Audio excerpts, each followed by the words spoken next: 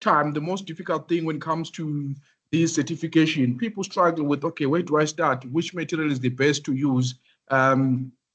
Now, what is what, So I just want to take you through in terms of like how to start when it comes to Security Plus, how to start studying this. But some of the parts, we've already covered them on the week of the preparation for the hackathon. So some of the stuff is already covered.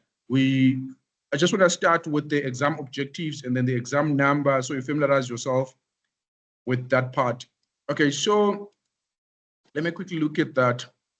So we have what we call the exam objective. So before you go and take in any exam, you have to look at the exam objectives, right? So every time when you are studying, you will keep on checking the exam objectives to see if you understand the different technologies that they're talking about on the Security Plus exam objectives, right? So we have CompTIA Security Plus certification exam objectives, and then your exam number. This is the exam number that we're going to be writing. This is the current Security Plus exam number. And then I'll show you where we're going to go to register for this, to book for an exam. So we have an option of taking an exam from home. And then we also have an option of taking an exam at a testing center. So you can choose any testing center that is closer to you. All right. So this is like any qualification, like you have your NQF level 4, your NQF level 5, all of those different qualifications. So also within the CompTIA security, the CompTIA syllabus or the CompTIA qualifications, we do have the exam numbers, right? So we have different exam numbers. So the exam number that we're focusing on is SY0-0701, right? So that's the exam that we are preparing for.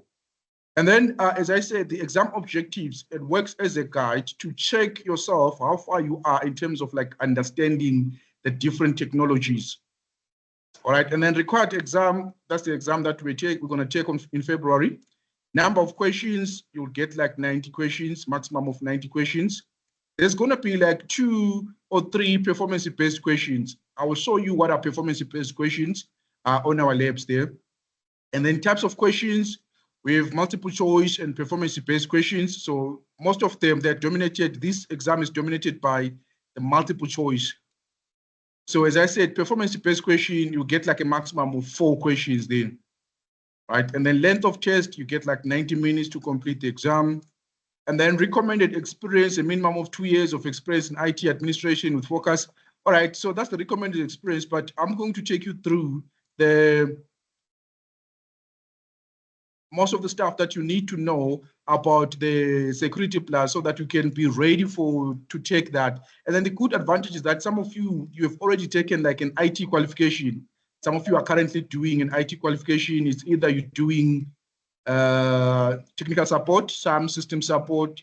So you already have like an understanding of different concepts that are IT related, right? So you already have that fundamentals. Okay.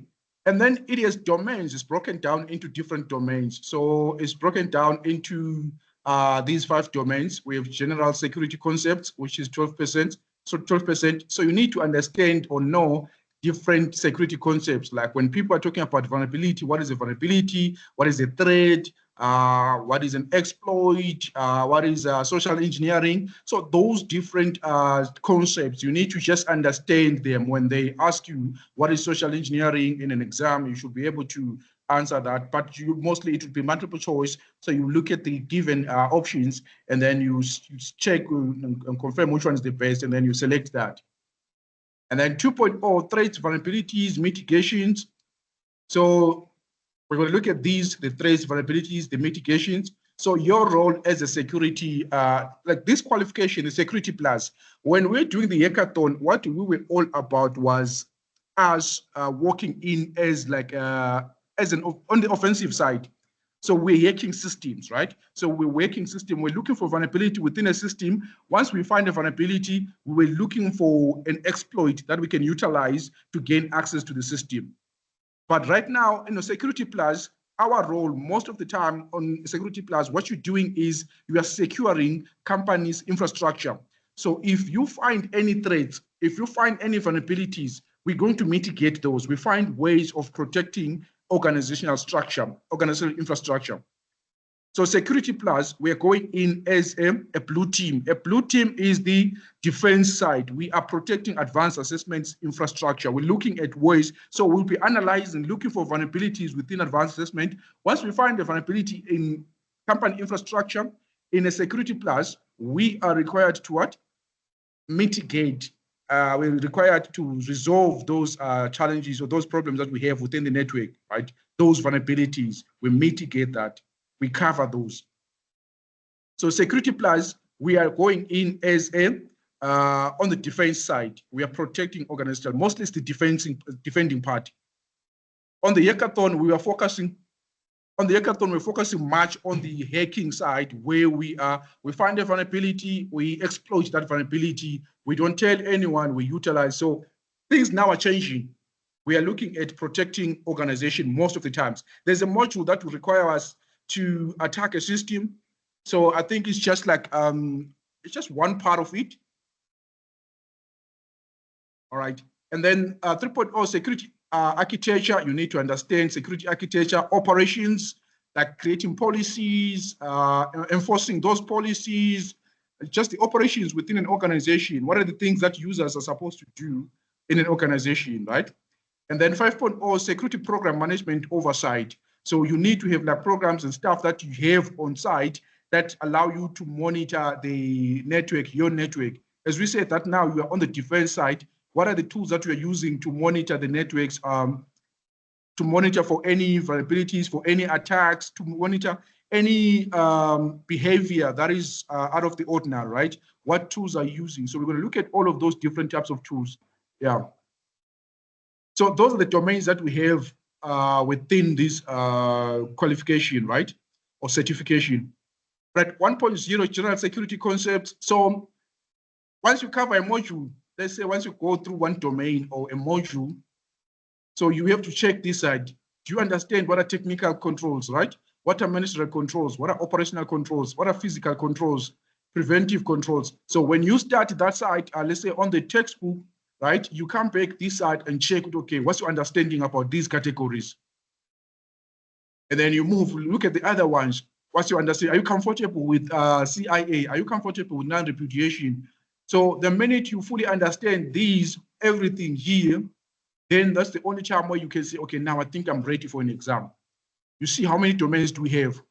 So we're not expecting you like to, okay, within a short space of time to go and take an exam, but it will require you to practice, read, study, and all of those things. There's quite a lot of information, but we're going to be having these sessions from time to time where we look at maybe a module that you guys have studied, and then let's say, okay, let's go through it together and see how far we are now. So today's session is just for us to get started with the Security Plus, and then later on, we're going to have another class to say, okay, you guys have gone through module 1 and module 2. Let's go through it together. Let's practice, or let's go, so that until we all understand what is this all about. So I'm going to be holding your hand from now till the time we take the exam. But I also need your participation in that. I need you to study on your side, make sure that you are ready, you prepare for this. All right, so if you have any questions about what exam are we taking, this is the exam that we are taking. This is the exam SY0701. All right, now let's say I'm ready, I want to take this exam. Where do we go to? All right, as I said, the voucher is already ready for you guys, waiting for you. So let's go to this page. Let's go to this page. Let me see. Let's go to any browser. All right, go to your favorite browser.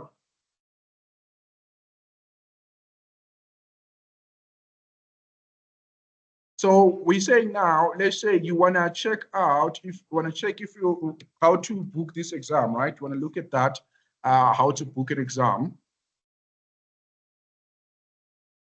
So let me copy this and then put it in a notepad.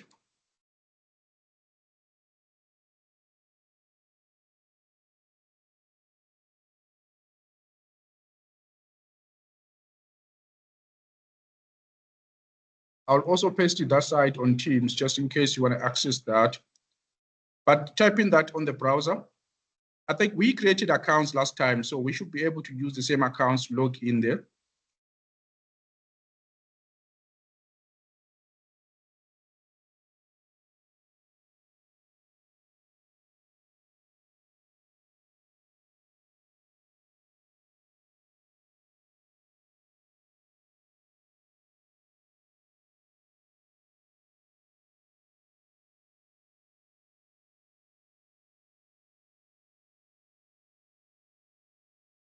So we put in this in our browser.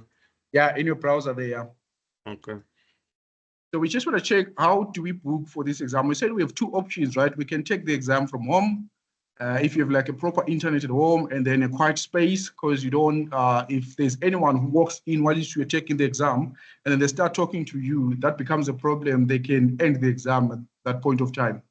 So if you note, okay, at home is not that quiet, or you don't have like a space where you can be alone, it's best for you to book, to take it in an exam testing center, where they will provide you with the laptop and a stronger internet.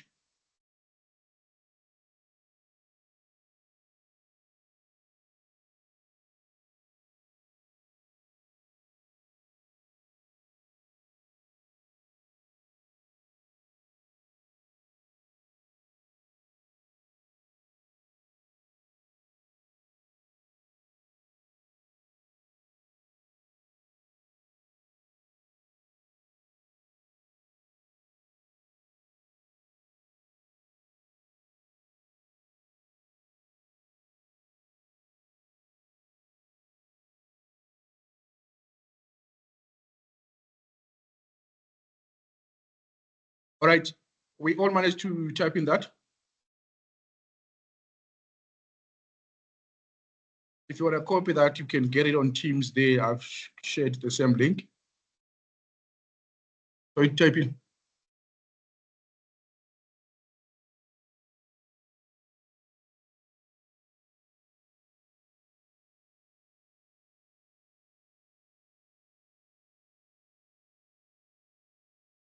All right, once you type it, it will take you to this page. I'm sure most of us remember our login details last time, right? We did create accounts with this. Are we all on this page?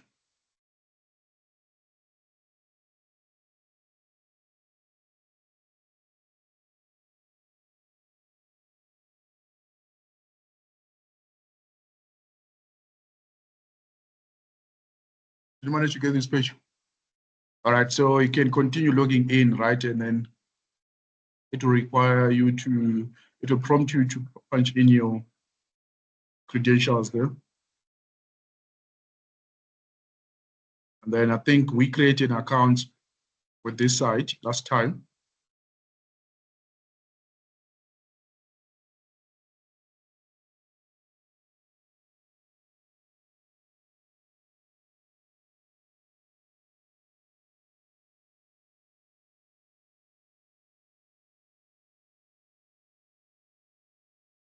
This is the same site where we punched in our voucher number for the labs.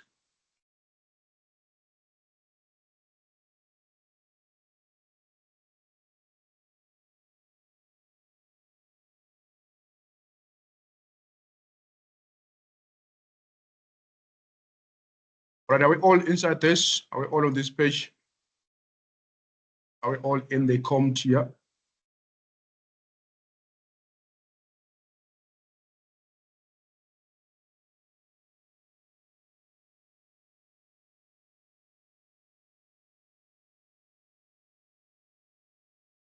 All right, on this page, you can see the first tab is schedule exam, right? So the first page is you to schedule an exam. Schedule your exam, okay, I can go to schedule now. Then it will ask me for my legal name, right? So that when they print out a certificate, it is your legal name, and then you have to correct that if it's wrong, and then preferred name and all of that. The information that they ask from you, you can type in that.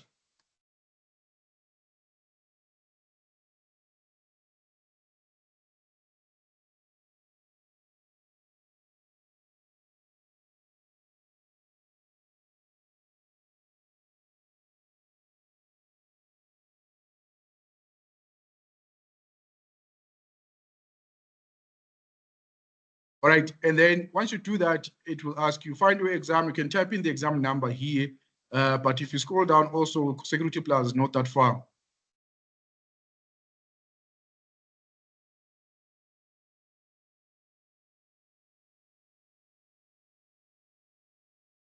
Security Plus is not that far there.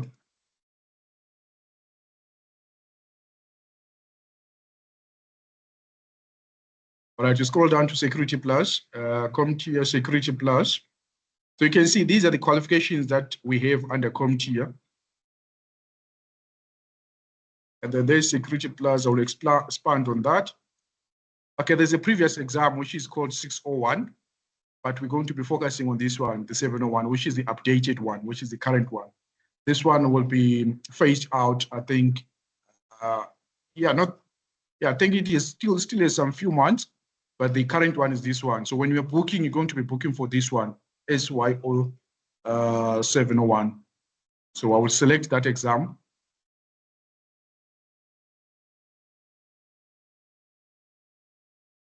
And then, as I said, that you have two options. Where you're taking this in person at a test center, online with OnView. So you can online with OnView, it means like you're taking it from home, from the comfort of your home, you can take that exam.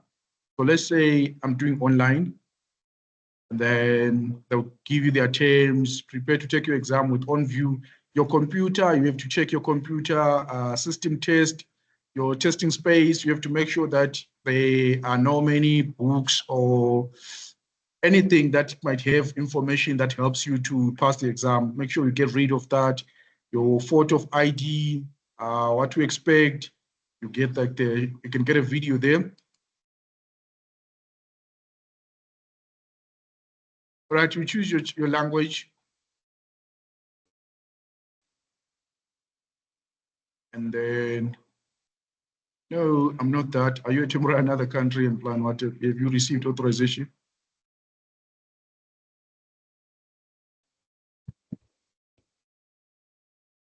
It says what? Huh? I'm not sure.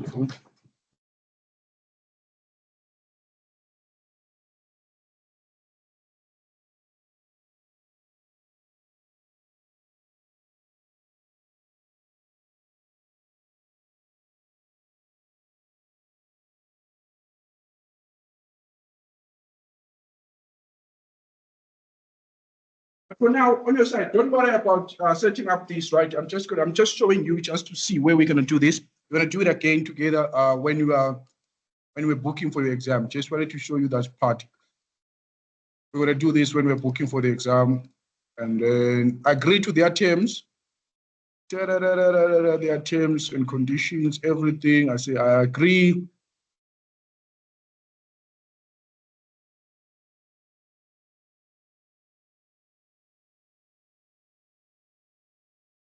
It asks you about the time, what your standard time there is, South African Standard Time.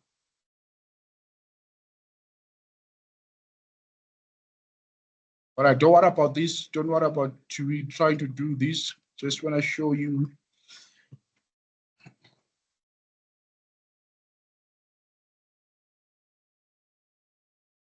All right, check the price of this exam. It's 3,108. Hotatso, your hand is up.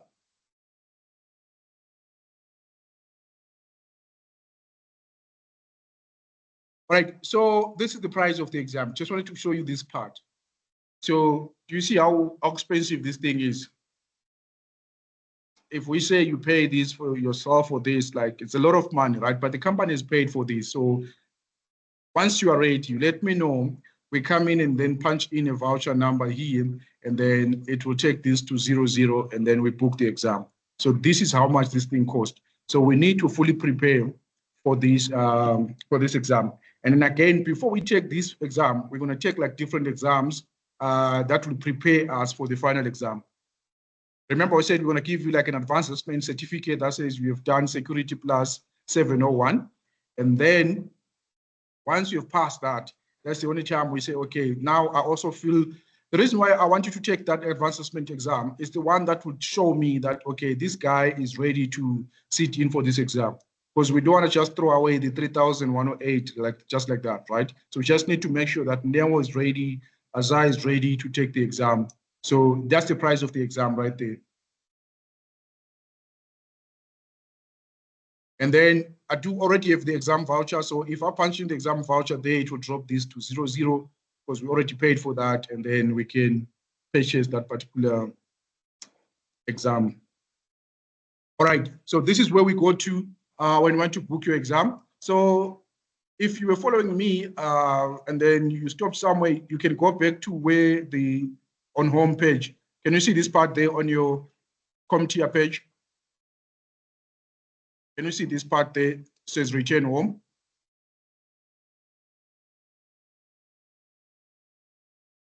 It was on the side here. There's a home option there.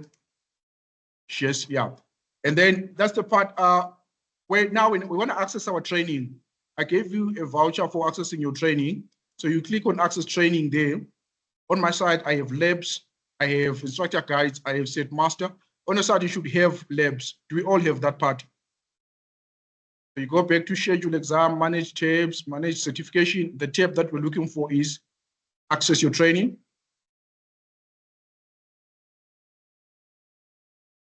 Are we all on that part? This page, access your training. Guys online, work with me. I really can't see. I need to know if you are all following or are moving too fast. So if you can say, okay, there's a thumbs up there. All right, sharp. Okay, and then our material, right? We have looked at the exam objectives. I shared the exam objectives with you. That's one of the material that we're going to use just to keep on checking if we now understand those concepts, right? And then second material is the labs. So let's click here on labs here. Second material is our labs. Click on that part that says labs. And then today I will show you, I think we'll go through one lab together so that when you have an idea of how to go about this. So we're going to, and then we can click on it there, the labs for Security Plus.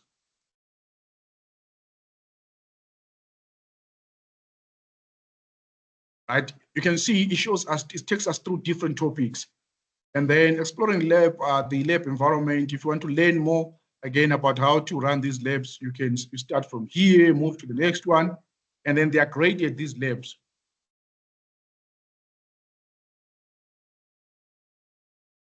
All right, so this is our material number 2. This is our material number 2.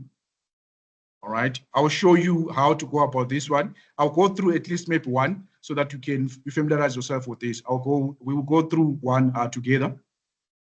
All right, so that's material number 2. And then the other material that I shared with you guys was the textbook. Where's my textbook? Called CompTIA Security Plus Instructor Guide. Is there on WhatsApp, right? If you didn't get it, check there on WhatsApp. I'll share that with you.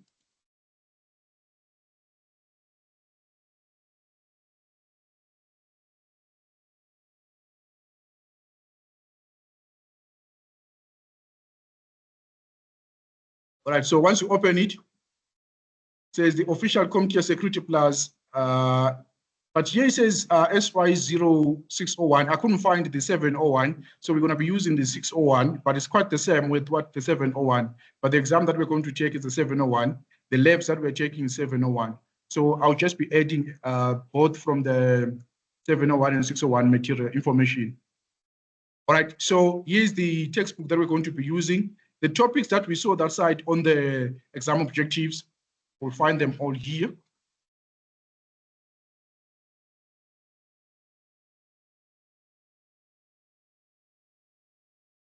All right, you can see the starting part will be somewhere here, lesson 1, comparing security roles and security controls. And then you read all of that. At the end of each lesson, there is an activity, a practical activity that you need to complete that will give you a hands-on experience.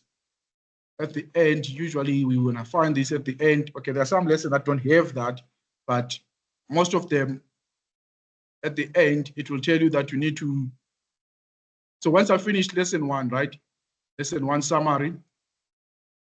Let's say I'm done with lesson 1. I can now move to my labs. I can now move to my labs and check that side on my labs, what I need to do. Say, okay, now I'm doing the practical of that, lab number 1. And then I check it out and then go through that and then have like a hands-on experience. So the textbook, we're going through the theory part. And then this side, we're going through the practical part. So you're getting both of the theory side and then the practical, which makes it easy for you to collect, especially for those that have never been exposed to a work environment that has this equipment. So this side it gives you that hands-on experience where you can see it. Okay, this is a computer that these are the ports that need to be closed. How do I close a port? How do I protect a company system and all of that? So that gives us the hands-on experience. So we have two components: the theory part, which is our book, and then the practical part, which is this side. All right. So how many have we looked at the material that we have? We have two now. No, we have three, right? We started with the exam objective. We said we're going to be using our exam objective. So on your laptop somewhere there, just have a folder that you have your exam objective. That is the textbook. The textbook, I shared that with you. It's on Team, it's on WhatsApp. And then the link for labs, where you get your labs. Maybe if you forget your lab, just write it down, the link to access your labs. Write down that. And then the other one is this one. The other link that we need, suppose. So, sir, your that what you are on now is the labs, basically, is our practical part of the things, right? Yeah, this is the practical part, which gives us the hands-on experience. Yeah. Okay, thanks. So for the guys that have never worked on computers, or they don't have like much exposure to computers and network infrastructure, this is where they get like that exposure. When we're talking about how to protect a computer, how to set up different permissions or controls on a computer, we will be doing those controls, applying those. I think some of the things we have done there, you'll be familiar with them. Like, for example, using a hashing and salting, managing permissions, setting up remote access, IPsec, using virtualization. So it takes you through that, like there's a guide. Again, I will come back. Yes, sir. Yeah? Come I again? wanted to ask, Yeah? since you say maybe that there's gonna be noise problems at home, maybe you're taking the test at home. Can you like at like any time, maybe let's say 5 a.m. where there's no like noises and all of that? Is it possible? Yeah, it allows you to book anytime you want. Yeah, you can book it at night as long as it's visible there. They can see you. Yeah, you can book it at any times where it's quiet in your area, in your place. Yeah, you can do that. Yeah, 100%. Right.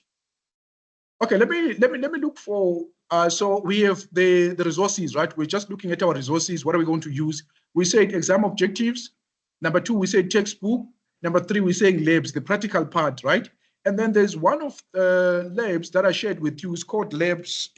There's some Labs Sim app, right?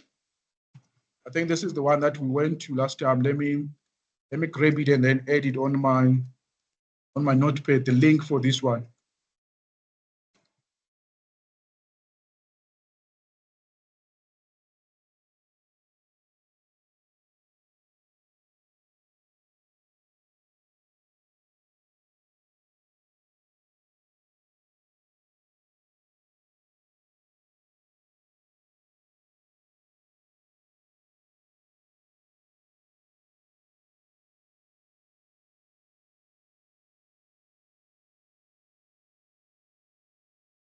All right, so this is the second link, right? Where we get some people prefer like videos. Sometimes you get tired of reading, right? You just want to watch videos and all of that. So, and then practice or watch someone doing something for you, like showcasing the practical part. You can get those things this side on the Lab Sim test out. We create an account with this page, right? I shared a voucher number with you guys that you can use.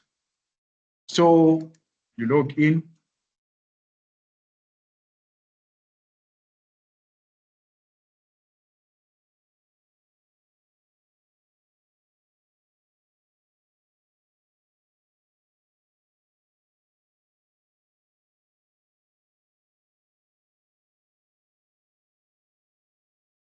All right, that's the Lab Sim test out, right? The link was this one here. We use the second link there. Again, you can create a notepad or a Word document that you have the links for you to access like those resources, just in case you forget it. It's best to have it on the side.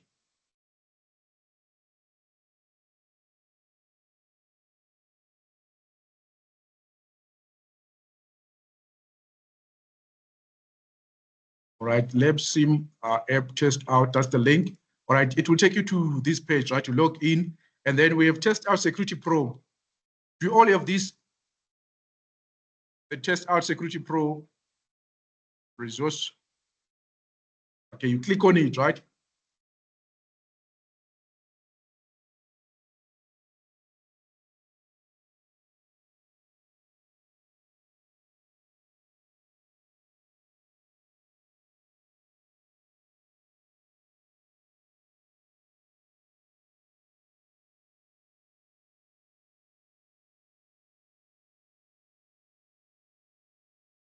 All right, you can click on outline there. Outline will show you all the topics that we have, all the topics. You can see the good part here. If you are tired of studying, like reading, right? You can just watch. Some people prefer videos. That's how you learn best. Maybe you can come here. The first topic there, it introduces us to that. I can play a video. Welcome to Test Out Security Pro course. This course is designed to help you understand the information security landscape and will prepare you to become a security professional. All right, so there are videos there, and then you can move to security concepts. And then there's also some other things that you can read, like there's some other reading part that you can go there, the notes that you can read, go through. You see. And then the other thing, this one is only valid for 3 months. So after February, it will expire, I think, yeah. It will expire in Feb. But the labs, they are valid for the whole year. I think they will expire, in November next year, yeah, the labs. But this, by Feb, it might expire. You won't have access to this site. And then we have security jobs. You can watch the video there. And then there's also like some instruction, LabSim features, or where someone takes you through the practical part of doing something. You can see, you can even watch someone going through the labs. In this demonstration, we're going to spend a few minutes talking about the lab exercises in this course. You may be familiar with LabSim already, but in this course, we're introducing a few new features, so you'll want to watch this demo. When you start a lab exercise, you'll generally see a screen like this. We have a simulated Kali Linux environment. Let's take a look at it. 2 questions that I'll need to answer while here, right-click, and it's pasted in. Let's close the terminal. Now within each— So you can see the environment is similar to what we were using when we're preparing for Hackathon, right? You just have your Kali Linux, and then you are testing another system on the side. So you're going to be getting different labs. And then the good part now is this one. On this side, instead of you actually doing or going through the labs, there are some parts where you can watch a video of someone doing that for you, right? And then you can do it, practical part, this other side. So you can watch someone doing it for you, a lecture going through the labs. And then this side, you can be the one who's actually doing it. And then also on this side, we have different parts here. We have different parts where you're watching the lady going through that, or you can do it, you the one doing that, going through the practical. And then at the end, there's also practice questions, just to test your understanding, right? You can start the questions there, takes you through the questions. So in terms of resources, I think we have enough resources for us to pass this exam. If you prefer the videos, then you can watch the videos. If you prefer theory, we got the textbook. If you are the person who learns more on the hands-on part, like you have that, you can focus more on the hands-on part. And then the good part with this, you can take it more than one time, like you can take it like more than 10 times, 15 times. So I can go through this lab like 15 times, 20 times until I fully understand the lab. Because for the first time, you'll be just trying to familiarize yourself, understand how to do certain things. Second time, you're mastering the concepts. Third time, you become better at it. Like 4th time, like you're mastering everything. So you don't have to take it once. This can be, you can go through this like 4 times, 5 times, 10 times, the same lab. It allows you to do that until you master. So if you're that type of person who learns best with the practical part, then you can spend much of your time on this side. Right? And then if you prefer the videos and all of that, we have that for you here. And then the practice questions, we do have the questions at the end. All right, any questions there or in terms of like the resources?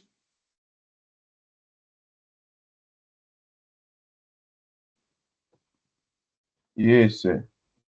That the labs, they do really help a lot with the exam because they give you that hands-on experience. So when you see a question based on something that you've done, it becomes easy for you to quickly answer that question. Because I say, okay, I've done this before. For example, let's say I ask you about how do you create usernames and then passwords for users, onboarding users in your network. If you've done it before, like, oh, okay, I go there, and then this is how I create it. So it becomes easy to pick up, okay, what exactly are they asking me? What do they want from my side? So for me, I think I'll emphasize the practical part. IT is best to learn it via the practical part, where you do the things like yourself, you do it from start till end. Then it becomes easy. But again, we all learn differently. Some people prefer videos, reading, and all of that. But IT, I always emphasize on the practical side of things. All right, there was another question there online. There was someone who's saying something online. I was saying, so the tabs you just opened there, Yeah. are they the links you sent? Yeah, those are the links that I sent. Yeah, this one is the CompTIA Labs. Yeah, you find it under the top link, right? The first one there, you log in there, and then you'll find it there. And then the second one is this one for the videos part and Videos. lab Okay. sim test out. Yeah. Okay, right. So you I got see the them on resources. WhatsApp here. Yeah, I dropped them on WhatsApp. Yeah. Okay, thank you. And then also the textbook is there on WhatsApp. I share the textbook with you guys on WhatsApp. Exam objectives also there on WhatsApp. All right. I think everyone has the resources now, right? Sorted. We understand the resources. Where are we starting? Like when I want to start with this Security Plus, where to go to? All right. Exam objectives, and then your textbook, your labs, and then the other part there. Okay. Let's see now. Let's start with our lesson 1.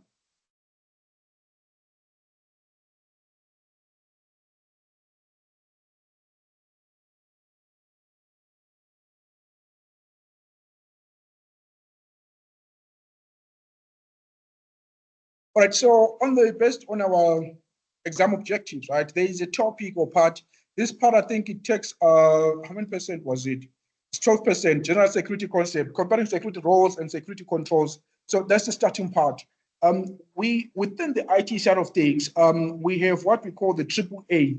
So the AAA in IT, it allows us to audit, to monitor, to assign permissions to the users, right? So comparing roles, security roles and security controls will take us through that process. So the AAA, what is the AAA?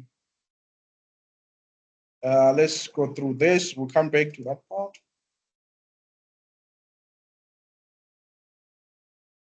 So the AAA, we have what we call the AAA, right?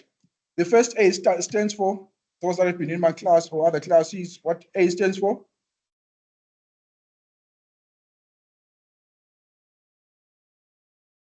What's the second A?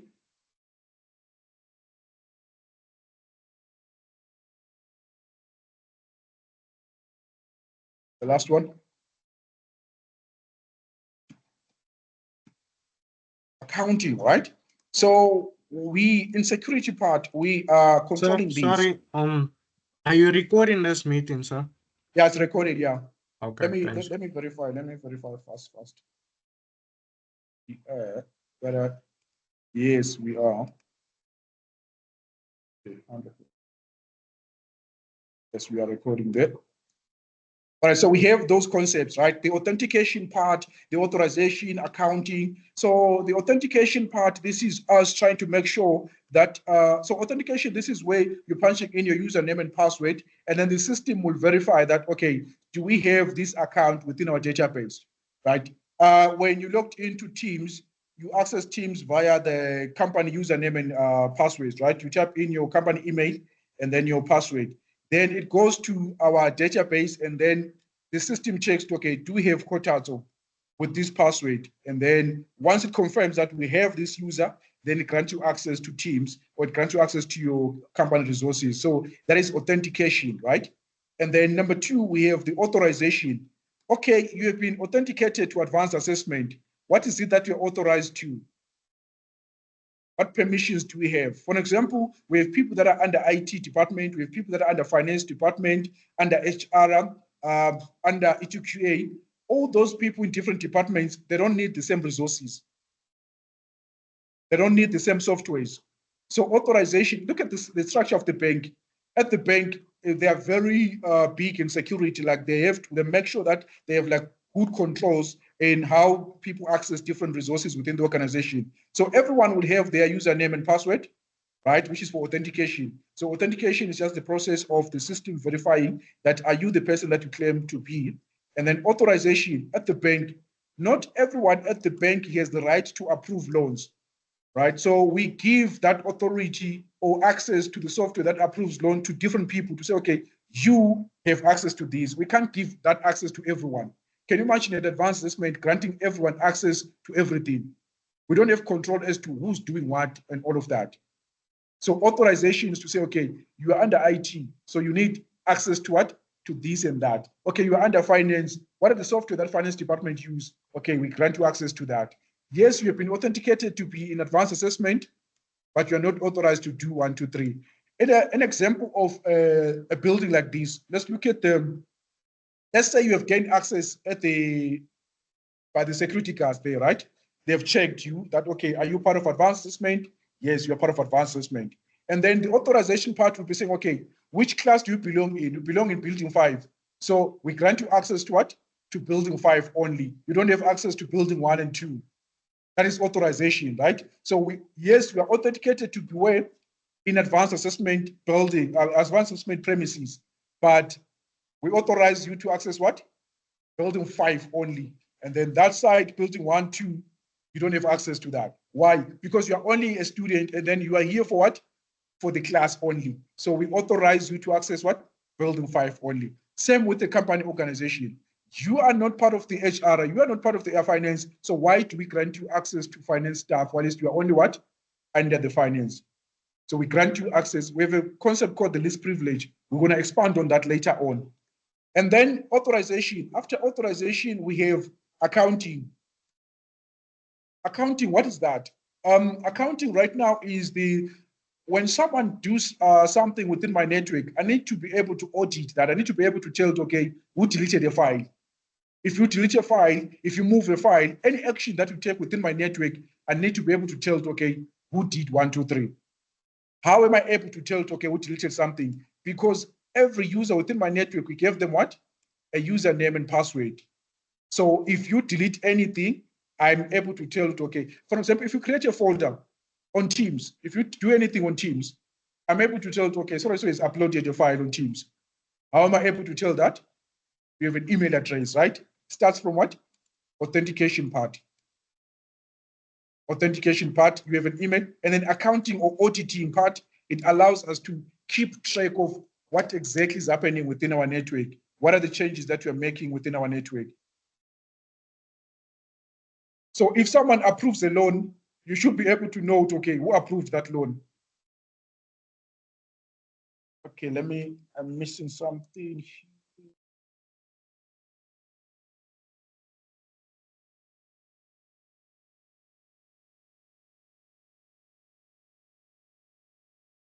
Someone trying to join, who's that? Okay. All right, so comparing security controls. All right, let's come back to this part now. Comparing security roles, we're going to have different roles that we have within the organization that will be assigned to different people, right? So let's look at that. Compare and contrast information security roles. Now, coming back to this part, we spoke about the AAA. Information security is all about protecting organizational data, organizational information. So your role is to make sure that the finance data or the customer information is protected. It doesn't get to the wrong hands. It is protected. So we have like 3 concepts, which is the CIA triad. So we call it the triad, right? The C stands for what? Confidentiality. So every time within the organization or when we're applying controls in an organization, what we need to do is or focus on is this part, the confidentiality part. So confidentiality says we need to protect finance data. So whoever needs to have access to finance data, we will grant that person access to confidentiality. So he is, as is not like part of what the finance department, right? So that information, does he need access to that? So who needs access? Only the people within the finance department. So confidentiality, we need to apply controls that protect that particular information so that only the authorized people can have access to that. We have watched different movies where they talk about, in the army, they use the terms like need to know bases. Like there's some information that other people within the army, they can't have access to. Maybe only the C levels, like the guys with like 5 stars and all of those in the army. What's the other terms that they use? They say confidentiality classified, right? You've ever heard terms like that? Say classified information. So what they're trying to say there is that, okay, if you don't have authorization or if you're not in this level, this is confidential. You're not allowed to see this information. So again, we will look at the controls or the tools that we can utilize to apply confidentiality or protect the confidentiality of certain data within the organization. So confidentiality, information should only be known to certain people. That's what we're all about. So all around, when we're starting or going through the cybersecurity part, we're looking at the CIA. There is information that is not supposed to be seen by everyone. Let's look at that. Let's look at the examples of information that is certain levels to people who can see it. What type of information we can look at them in organizations? Payslips, right? It's one of those things that are confidential. They come in written confidential, right? So only me will have access to my payslip, right? So the finance department will put it together. Finance will have access to that, right? They're the one that putting everything together. So maybe it's 2, 3, 4 people in the finance department. They would organize that. And then how do they protect the confidentiality of that payslip? Because we said that's quite a sensitive document. That's a quite sensitive information. How do they protect it? Okay. Now, starting from the finance, how do they make sure that that information is protected? Only me has access to that. How do companies control that? Okay, they will send your payslip on your laptop, and for you to open it, you need to enter your date of birth or some password to open it, which the password, it's only you who should know it, I think. 100% confidential. So that's another control to apply confidentiality to that particular information, right? So even though they say Thabo gain access to your payslip, Thabo now will need to know what's your password for that particular payslip, right? Some organization, what they do is they have a portal where you have to log in with your credentials and then you download your payslip from that particular portal. Some they send it via email. So that's another way of us. So we look at the type of data that we're dealing with, and then we say, okay, these are payslip. What sensitivity or what controls do we need to apply? These payslip are very private, right? So we need to apply confidentiality to these. How do we then apply that? We look at the controls that we can apply to a payslip. We said, okay, we need a password, username and password for that. Or we just note like, we put it in a portal. Everyone will access it from what? From the company portal or from the company, what we call intranet. Then you download it from there. That's the other way of protecting that. That's company confidentiality. Yeah. Yeah, we have different controls to that. Yeah, different techniques and controls that we apply to that particular system. Confidentiality. Okay, now we understand what confidentiality is, right? There are certain data that needs to be accessed by specific people. In the army, they classify it in different ways. They have classified data. They say need to know bases. They have different terms that they will use for that.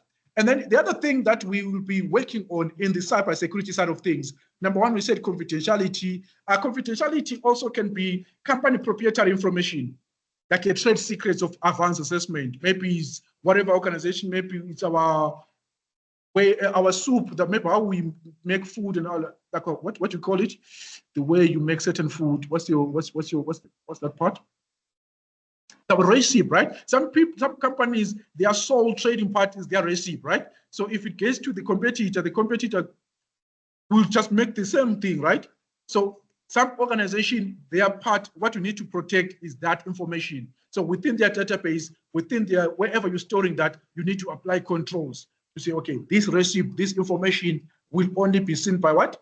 These specific people. Then you look at what controls, what tools can you use to protect that. That is confidentiality. And then financial records within organization. We said proprietary information, trade information, financial records, certain things. Our clients, sometimes the information of our clients, it needs to be kept as confidential information, right? So we'll apply controls that will go with that. All right, let's look at integrity now. What is integrity? So integrity, data is stored and transferred as intended, and that may, any modification is authorized. So integrity, we're looking at the, let's say, for example, I'm emailing Thabo an email, I'm sending Thabo an email, right? And then when I send Thabo an email, if that email is not altered, it means that we have maintained the integrity of that information, the authenticity of that information, right? But if there's an attacker in the middle there, we saw what we can do with Wireshark and other tools, right? So if someone else gain access to that email before it gets to Thabo, I'm emailing Thabo an email, right? I'm sending maybe a folder or a file or something that I'm sending to him, and then there's a man in the middle attack. Someone gain access to that communication, they make some changes. Maybe I'm telling Thabo to transfer money to a client. I'm the CEO. I'm telling Thabo, okay, please transfer money to this account, what. Someone gain access to that email, and then they change what? The account details. And then it goes to Thabo. Thabo, that side says, okay, the email is authentic, it's coming from what? From the boss. And then when they check, they see, okay, they have to transfer 2 million to the client account. Then Thabo transfers that. So once someone gains access to that information or alters that information, they've contaminated the data. The integrity is gone of that data. It's no longer the correct data. So integrity is trying to make sure that we protect the data from what? From the starting point and then to the end part. Or it can be not only from moving from one side to another side, or it can be data that is stored in one location. So maintaining, keeping the data as it is, that is integrity.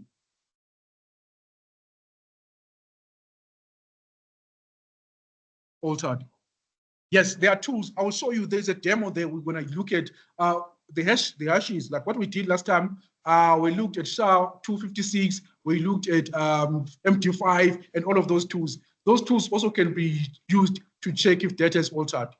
There's a demo I will show you today how we can make sure that data is changed or not. So computers add what we call the hashes and all of that. So they can pick up, okay, from the sender side, it was like this. But when it goes that side, something has been added. So if you add one letter, if you add one thing, they change one thing there within that information, the hash changes. So it will tell the sender, okay, everything has been altered.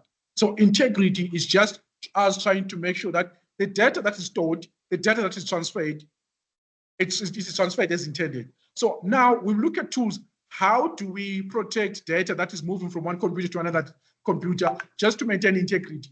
How do we do that? Encryption. So we spoke about, you remember encryption, right? So we will encrypt that data. So if anyone has access to that information, they will need the key to be able to read that and then add some information and then encrypt it again. So we have different encryptions. We can encrypt data that is stored. If you have data that is stored in a server, that data can be encrypted. And then transferred, you can also encrypt data that is on the go, like moving from one system to another system. We spoke about that, SSL and other tools that will protect that. And then these days, also encrypt information that we're using. Whatever, when you're working on something, it can be encrypted. So throughout the course, there were things that you need to know that we're working on, that we're focusing on mostly is these, the CIA. Integrity is just making sure that the data is stored or transferred as intended, no one modified. So like a WhatsApp message, if I send a message to my girlfriend and I say, okay, I love you, maybe there's a man in the middle attack, they get the access to that, they change the message, I love you, to something else. So that means now they've affected the integrity of what? Of the message. It has been altered, right? So how do we protect that? WhatsApp always tells you, okay, this conversation is what? It's encrypted. Have you ever seen something like that? Guys online? Encrypted. It says encrypted, right? They are applying a tool to control what? Integrity. Again, WhatsApp, we do send, people like use WhatsApp also for telling someone, okay, please transfer money to this particular account. If that information wasn't encrypted, then someone can access, says, okay, I'm the client, send your money to what? To this account. Money is gone to someone else's account. So integrity, we can control or protect the integrity of the data via what? encryption, and other methods. So as we go along within the cybersecurity part, we're going to be looking at those tools. But the major things that we're focusing on is confidentiality of the data, integrity of the data, which is stored and then on the move, transferred. Availability, what is that? Availability, this is the part whereby company systems, company infrastructure is always available 100%.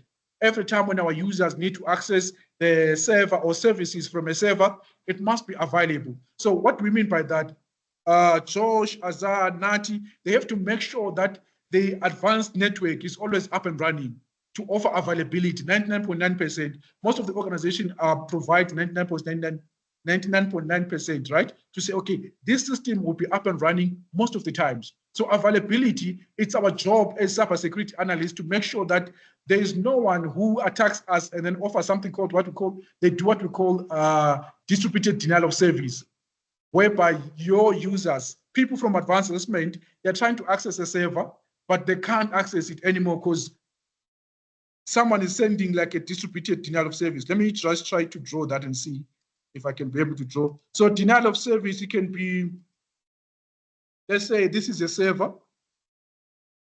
This server has all my learner information, right? Let's say this is NQF level 4. All of my learner information is there.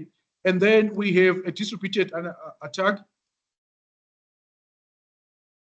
Let's say there's a hacker who is now he has control of all of these computers, right? So they keep on sending too many requests to the server. They keep on sending too many requests to the server. Maybe we call it this a botnet. It's a botnet, right?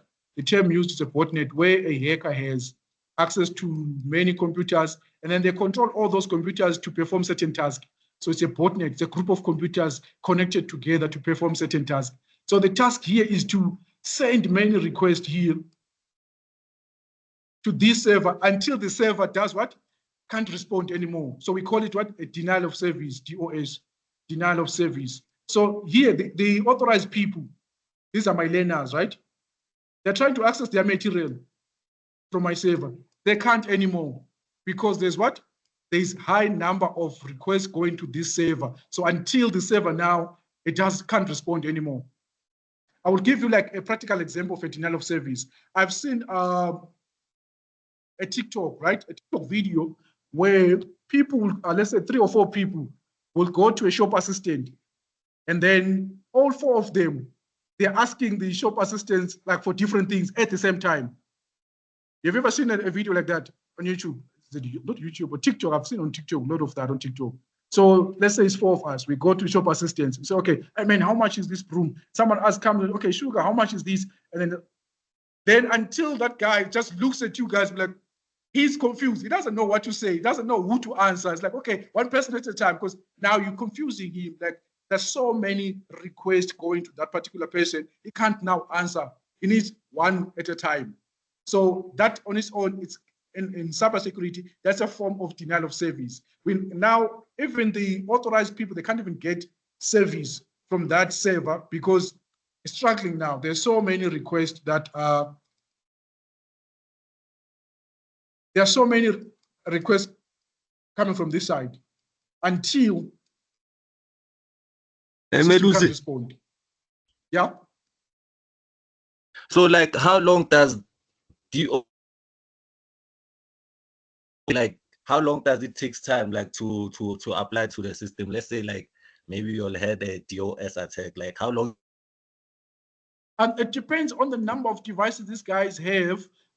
If they're high enough, like let's say maybe my system now, it only takes a certain number of requests at a time. And then this guy has many devices.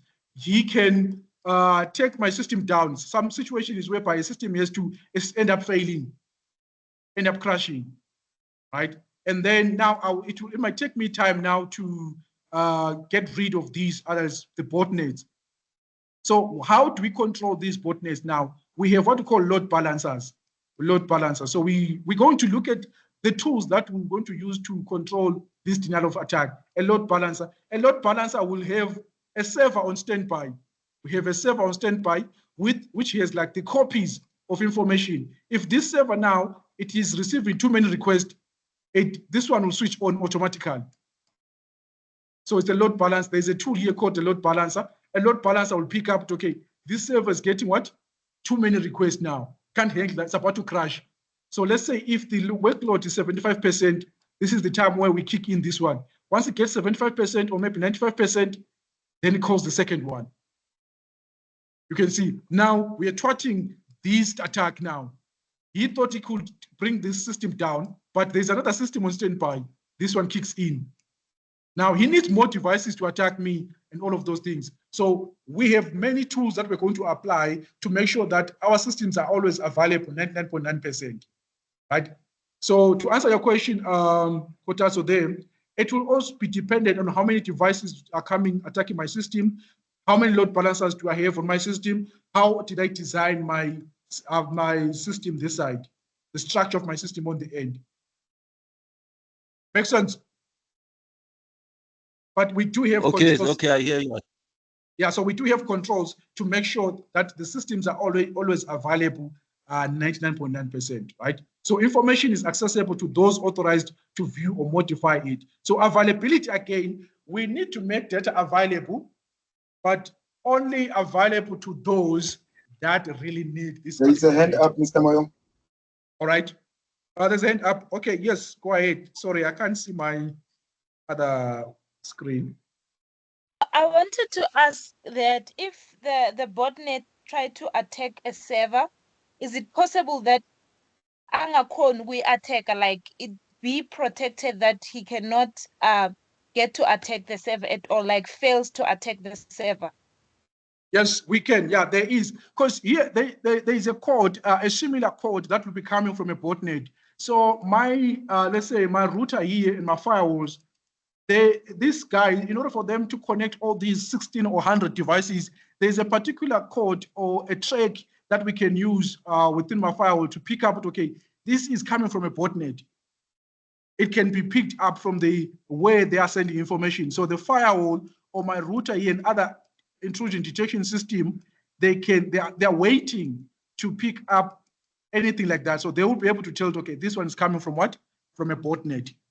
So this guy who's using a botnet, there's a code that will give us that will be a giveaway to tell us, oh, this communication is coming from what? From a botnet. Or maybe sometimes he's using the same IP address.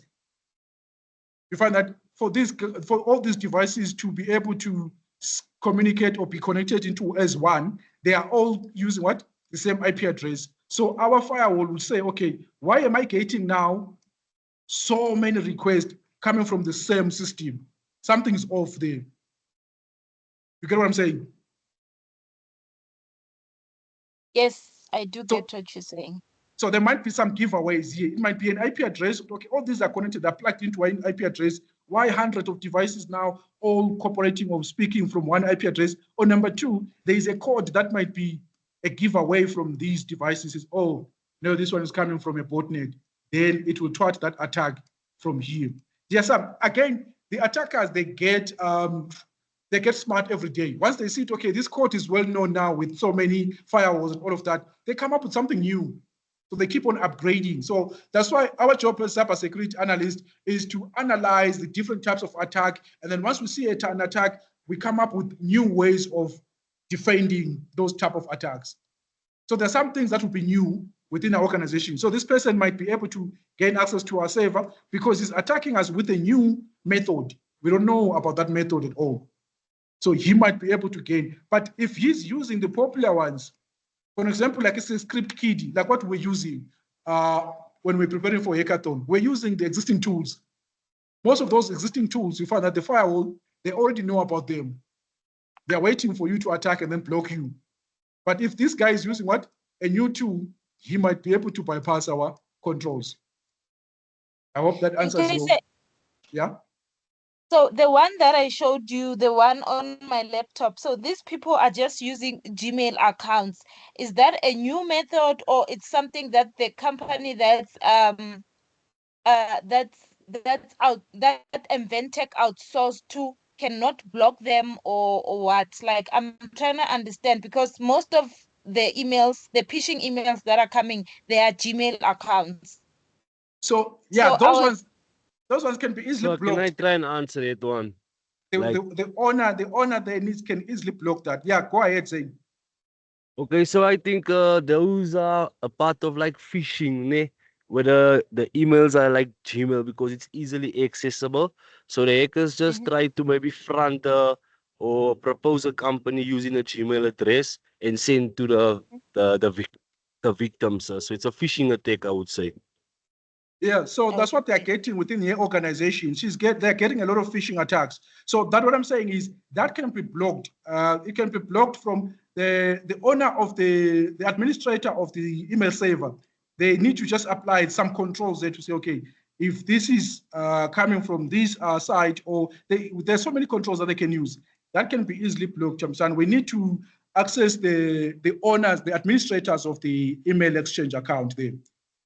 They can block it on the back end. As I said last time, that if we block it on one device, then only that device will block it, but other devices will keep on They getting still that. receive. They will keep on Okay. receiving that. So whoever is the administrator, they can apply the controls on the server side, domain side, and then that will cover the whole company there. So that we can Okay. block that. Yeah. Okay, All right. thank you, sir. But I will show you, there's another part where I will show you like the security that Microsoft has, where we can control this. All right, the concepts, right? Coming back to the concepts, information. So on our journey of cybersecurity, this is what we are controlling. This is what we're looking at. Number one, confidentiality. Number two, integrity. All of these, there's a lot of information, confidentiality, what tools, integrity, what tools are you going to use, what controls are you going to apply, availability, what are tools are you going to use, and then what is non-repudiation? So non-repudiation, this is one of the controls that we apply. The non-repudiation is to say, you can't deny that you're the one who sent an email. You can't deny that you're the one who did 1, 2, 3. So we apply what we call the signatures and all of those things, right? So there are signatures that can be applied to say, okay, in there's no way you can stand and say, okay, I didn't do this. The signatures will point back to you to say, okay, this was done by Chabo, this was done by Overking, this was done by so and so. So we want to look at those tools. What can we apply to make sure that no one can deny and say, okay, I'm not the one who did 1, 2, 3. I'm not the one. So we have signatures that we're going to apply so that a subject cannot deny creating or modifying a data. So a subject can be your computer. So we can clearly, with no doubt, to say, okay, this is Josh's laptop. This is Melusi's laptop. Okay, this email is coming from Melusi. There's no way we can deny that. So non-repudiation is one of the controls that we can apply to say, okay, subjects cannot deny creating or modifying this particular information, right? So, as I said, in our journey, throughout the beginning till the end of our cybersecurity, we are controlling these, the CIA. Every time when you see CIA, just know that the C stands for confidentiality, I for integrity, A for availability, non-repudiation. So this is what we see a lot. All right, let's see the next part. Now, the next part is your job or your role as a cybersecurity analyst, right? It's your responsibility to make sure that you identify. What do we mean by identify? You identify any risk that is coming to the organization, right? It's our job, number one, to identify. How do we identify?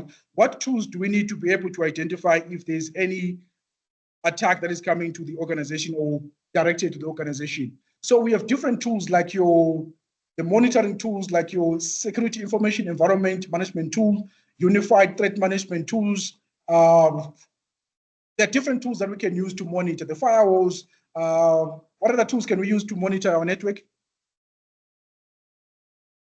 Wireshark, can we? Come again? Wireshark can Wireshark. be for sniffing, for monitoring the speed or the packets that are used within the organization, right? So the Wireshark can be one of those tools that we utilize to monitor the network. And then we have what we call the unified threat management. Unified threat management is one of the tools that have so many controls, right? So number one is to identify. And then we need to protect. Once we've identified, we need to protect. How do we protect our organization? What can we do to protect our organization? Now, Thembisani is talking about emails that are coming in. They've identified that there are phishing emails that keep on popping to the organization, keep on coming to the organization, directed to the organization, right? They are targeting the manager, they are targeting the the staff members. So we identify these. How do we identify? It's easy in some organization. You just see a lot of people complaining that, okay, we're getting these. Or here's another part. Here's another part. Let me show you this. Let me see if I can get it here. I just want to show you how we can monitor this. Microsoft has what we call the security management tools. Is this the one?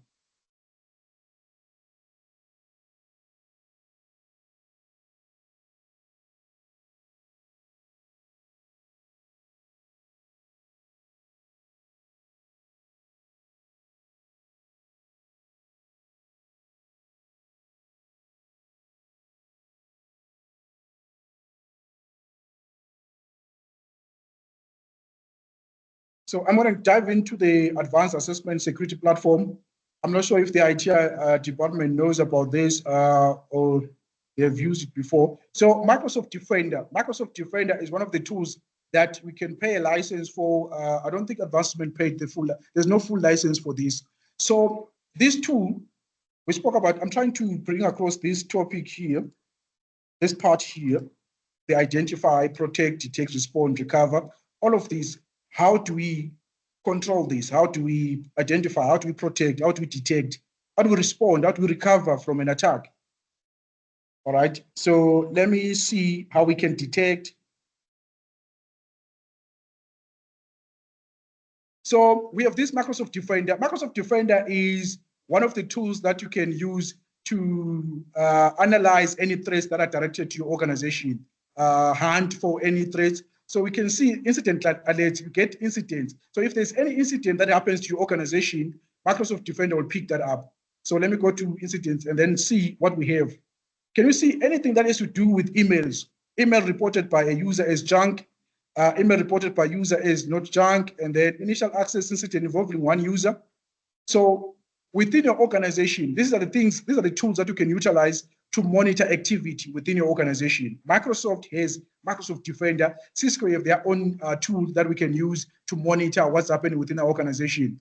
You can see it tells me, if I want to get more information about this, it tells me, okay, what is the incident all about? Incident name, initial access incident involving one user. Access incident. This is interesting. This might be something that I need to check. All right, and then who's the user? All right, Tanti Chabaleng, and then incident ID, it gets assigned an ID, and then severity. So we're gonna see this a lot. If it's low, it means that, okay, it might not cause too much damage within the organization, right? We also have medium, we also have high. Some the controls that they apply is critical, and so you will see different severity controls that or names that they use there. We have low, medium, and high, and then some use critical and all of that. Categories, initial access. Okay, let's check. So once we see any incident like this, we've identified an incident, right? I need to understand more about this, right? I click on the incident.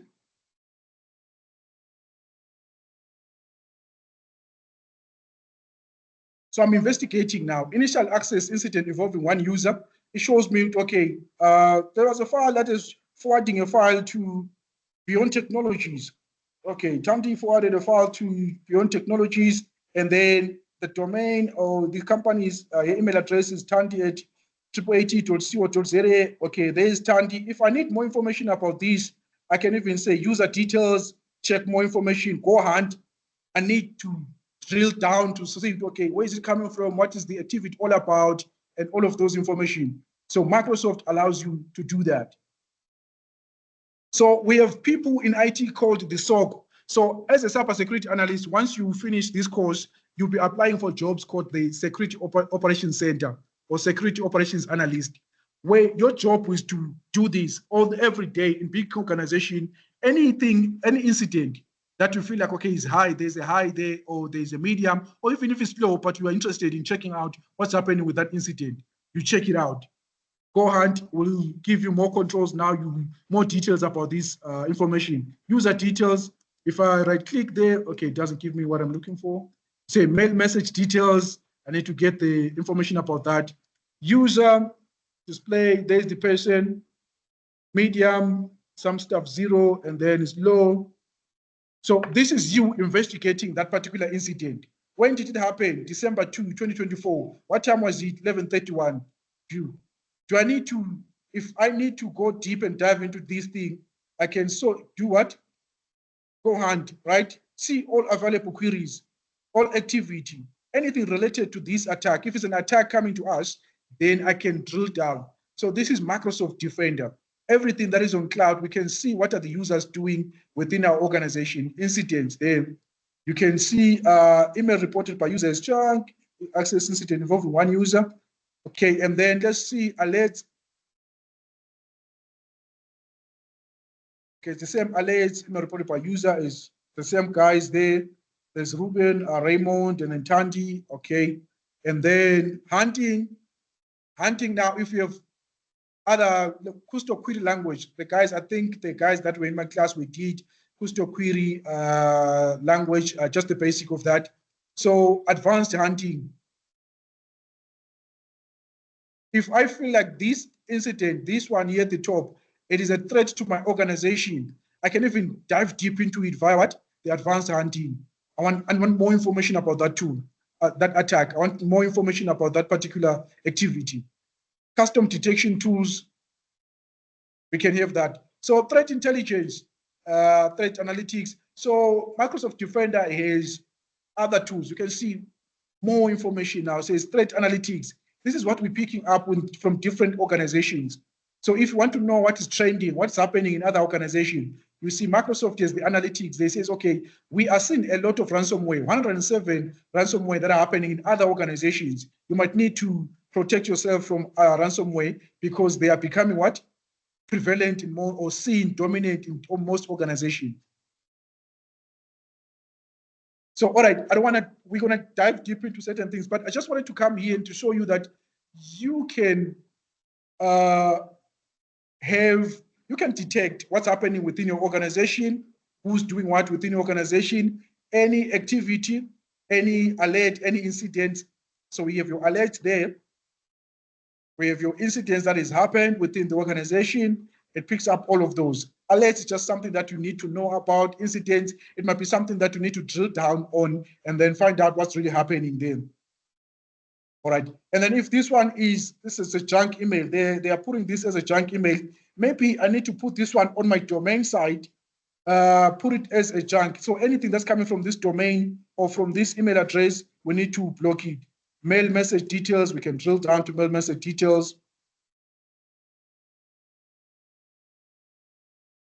So Tamsane, on your site for your organization, you can check under security.microsoft.com to see if you have access to that. But yeah, you might need administrator accounts just to see, you have like an overview of what's happening within your organization. Original threats is like a spam, high, latest threats and all of that. Latest location, yeah, you get more information about the sender. You can see sender address, subscribe at Africa. Whatever. So that's the domain there. If I want to block this domain from my organization, I can block that domain. There's the IP address. Where is it coming from? Sometimes you can block the entire IP address. You can block. So this, again, it doesn't give you, you need an administrator access to have permissions to be able to control the entire thing here, to make major changes here. Yeah, but the problem is that the company that I'm with, it's outsourcing their IT thing. It's not directly done at the company. So I would need to talk to their outsourced company, which I doubt they'll want to help me with that, because once me and Linda are able to do these things, it means they won't have to outsource anymore. Yeah, so yeah, they gotta keep their money, man. Like they don't want you to grant you access to that. All right, so we said identify. So you have to develop security policies and capabilities within your organization that protect against that. So on our side, we have Microsoft Defender there, right? So how do we identify? How do we pick up incidents? How do we pick up alerts within the organization? What tool are we using? So it's going to be our responsibility to apply different controls that we can use to, simple thing as policies. What is a policy within an IT? Give me an example of a policy that we can apply in an IT department.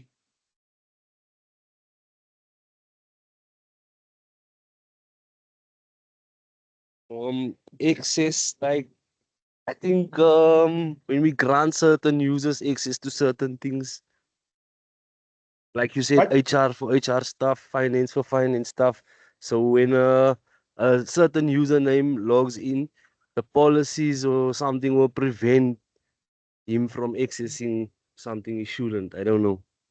Yeah, so the policies, we can also apply a policy and enforce it on our server to say, okay, a policy can be the strength of a password. We can apply a policy that says, okay, your password should have what? These characters, this number of characters, these items. So it can be a policy, right? That's one of the policies that we can apply within our organization to say, okay, our policy is we have to have a stronger password. And then we define what a stronger password is. Those are policies. And then we can also enforce that policy. If policies, they become active when you enforce them. If I just write there by, let's say by HR, and then we write it on our teams and say, okay, the policy, the company policy is that when we are creating your account, you need to use this password. It has to have 1, 2, 3 with no controls. Will people follow that? No one will follow that. You need to have something else that enforces that policy. What I mean by that, so we have a policy, a written down policy that says your password strength, it should be 1, 2, 3, right? It should be this type of password. We define what a strong password is. We have a policy written down. And then we need a tool that enforces that policy. What do I mean by that? When you are typing your password, and then you type in a password that doesn't comply with our policy, there should be a tool that says, okay, sorry, your password doesn't have what? These elements. You get the idea. So identify when we're coming up with policies, we need to have policies and then a way of what? Enforcing that policy. Most of the companies, if you have a policy and then there's no way of enforcing that, people will just do whatever they want to do. So find ways of enforcing that. So number one, on the identity part there, we're saying we are creating policies and capability and controls that we can use to enforce these. And then we evaluate a risk. We looked at how to evaluate a risk, right? We went to security.microsoft.com, then to evaluate that. And then the threats we evaluated, we can go hunt on that threat and find out more details, the IP address of the attacker, the IP address of the server, of the domain, the location of the attacker. There, the security part on Microsoft, they showed us that information. You can get that information. And then identify vulnerabilities, have tools in place that identify those vulnerabilities, and then recommend controls to mitigate those. So identify, we're looking at that. And then protect now, we are moving to a part where we can have now to procure, we need to buy tools. On the protect part, we might need to buy a tool. Tambisana is complaining about a phishing attack. They're happening a lot within the organization. Is there a tool that we need to procure? Is there a tool that we need to buy? Is there a tool that we need to develop? Is there a core that we need to develop? So on the protect part, you need to move now to say, okay, we need to protect our organization. How do we protect it? Buying tools, developing a tool. Sometimes we just need to install a software. Whatever we need to install that will protect against an attack, or sometimes operate whatever tool that we need. Or sometimes in protection part, we're decommissioning a service. It can be a service or it can be a hardware tool. Some organization, they forget about, let's say we bought a tool long time ago and then it's still on our network, but no one is using that tool within our network. Maybe it's an old server. It was never decommissioned. It was never removed from the infrastructure. It still has the IP address. It's still connected to our network, but no one is using that. So that can be a vulnerability or an attacking point for anyone who's coming from outside. So on the protect part, we decommission any tool, any service, any hardware that we don't use. Some attacks that we've seen recently, it was an attack whereby someone from the organization, they thought of coming with their own microwave. And then that microwave was connected to the internet. So the IT department, they didn't know that there's a new device that came into the organization. They plugged in that device connected to what? To the company network. So it has an IP address. You know these smart devices. So the whole idea of us being able to protect our organization, we need to know the tools, the hardware, the infrastructure that we have within our organization. So everything that is part of the network, I need to know what is that. I can't protect against something that I don't know, okay, what we have. So someone else came in with the microwave, they plugged into the organization, it had an IP address, And then the attackers, that microwave, it has its own what? Vulnerability. But as the IT department, we didn't know about that tool, that network device. So vulnerability can come in different ways. It can be an old device that we didn't decommission. Number one of the things that people forget about is the email addresses of the users that are no longer part of the organization. How many accounts do we have at Advanced Assessment that are still existing of the people that are not part of Advanced Assessment anymore? If we check right now, we go to the Azure Active Directory, there's a lot of people that still have access to those email addresses, but they're no longer part of Advanced Assessment. So that can be an attack point. If that person maybe was fired like from Advanced Assessment, that's a disgruntled employee. That person is not happy about Advanced Assessment. They can do whatever they want to do, get a file somewhere, and then they share it with a competitor, or they just share it with the public. We have information that we don't want to be accessed by the public. But that person left the company a year ago. They still have access to their organizational email addresses.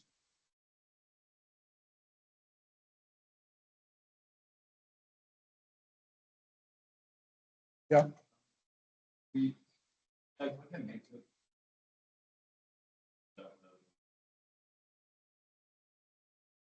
It's a microwave. Honestly, it's not, doesn't have. Yeah. How big the. So now when we're attacking, we're looking for an entry point, right? So if the microwave become our entry point, then we use the microwave to leverage or access other systems that have resources that we need. So microwave can be my way into the organization. So there's a vulnerability within the microwave, but I wasn't able to attack the system directly. But there's a microwave that now has become part of the network. It is an IP address. There was no any point of entry, but now I found something, which is a microwave. But microwave on its own inside, it doesn't have any data that I need and all of those things. It just becomes what? A way of me moving from the microwave to another system. We call it lateral movement, where you gain access to one system and then to another.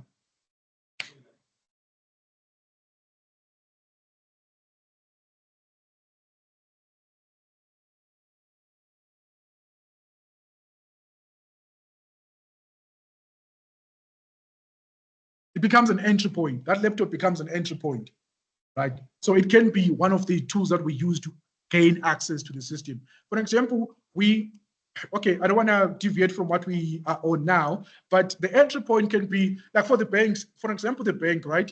The banks, they spend millions and millions in their infrastructure, their IT infrastructure. So they have like strong security within the banks. FNB, if I try to attack FNB directly, it becomes a problem. Like it will take me forever.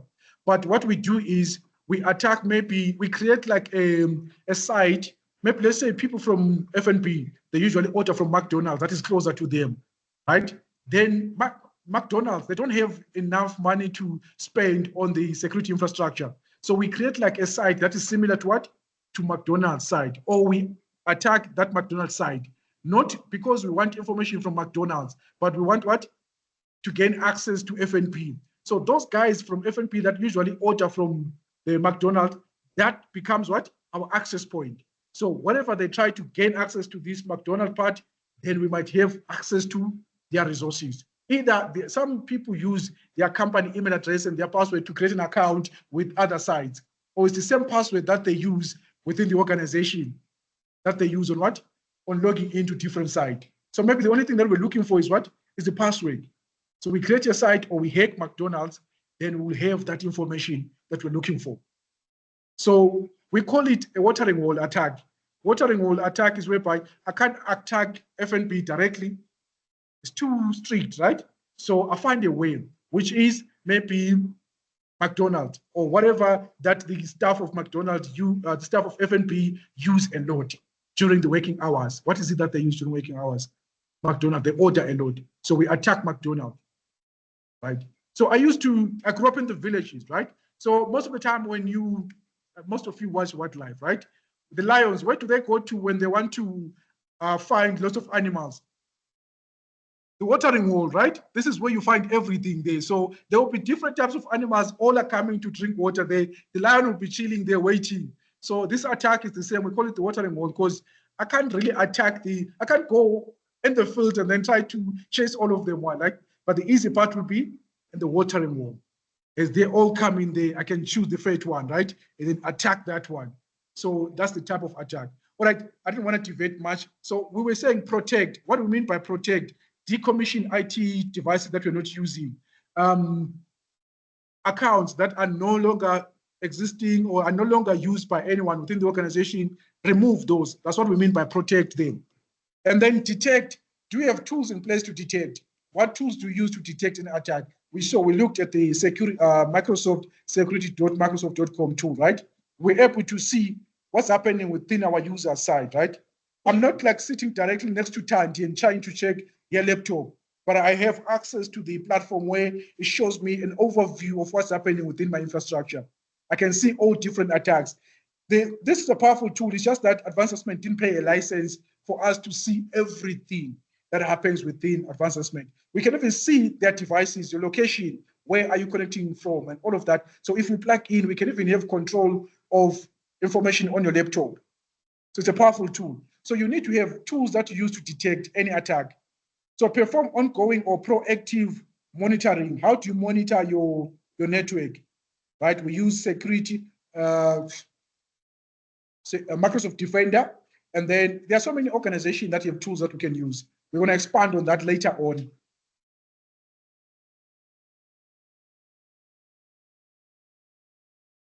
So yeah, it might be, there are some other practices that overlap on the other part. So identify, we might be making sure that, okay, identify this existing network infrastructure of our organization, what we have within Advanced Assessment, identify all of those things, right? What we have, develop security policies on the identify part, we are busy with the policies, evaluate the risk, and then the threats and the vulnerabilities that we see. And then on the detect part, we're saying, okay, we need to be able to detect any incident, any alert, we pick up the alerts, any incident that we are picking up within the organization. So on the identify part, we are more focusing on coming up with policies. We're coming up with evaluating the threats. What is it that we consider a threat to Advanced Assessment? We look at the data that we keep at Advanced Assessment. What is it more important to Advanced Assessment? What is it that when you get attacked, will be the company will shut down? What's that is important to Advanced Assessment? So on the identify part, we identifying those, and then we look at the impact. If these get attacked, how are we going to be able to continue operating? So the impact of that. So that's the identify part. And then on the detecting part, we're performing an ongoing threat analysis, picking up what's happening to our organization. Yes, you have a question there? Oh, okay. I thought you wanted to add something. Okay, detect, and then we have respond, right? We have detected, you need to respond, right? We, again, on the respond part, we started with the process of identifying, analyze, contain, and then contain. What does that mean when you're responding? Contain. So on the contain part, or on responding part there, we might find that, okay, our system has been compromised. Maybe let's say George's system has been compromised. Then what do?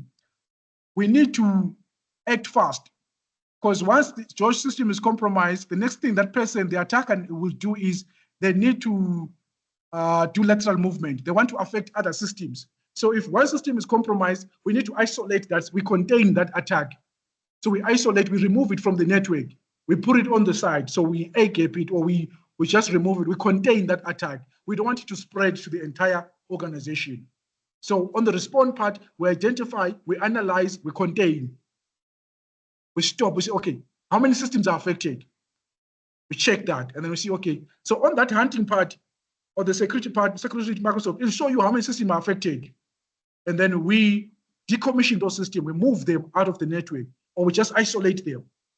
Just trying to make sure that if it's a virus, we don't want it to. Yeah, air-gap is more like system that is moved out of the network, your actual main network. So the air-gap, we can just move it out of your actual main network.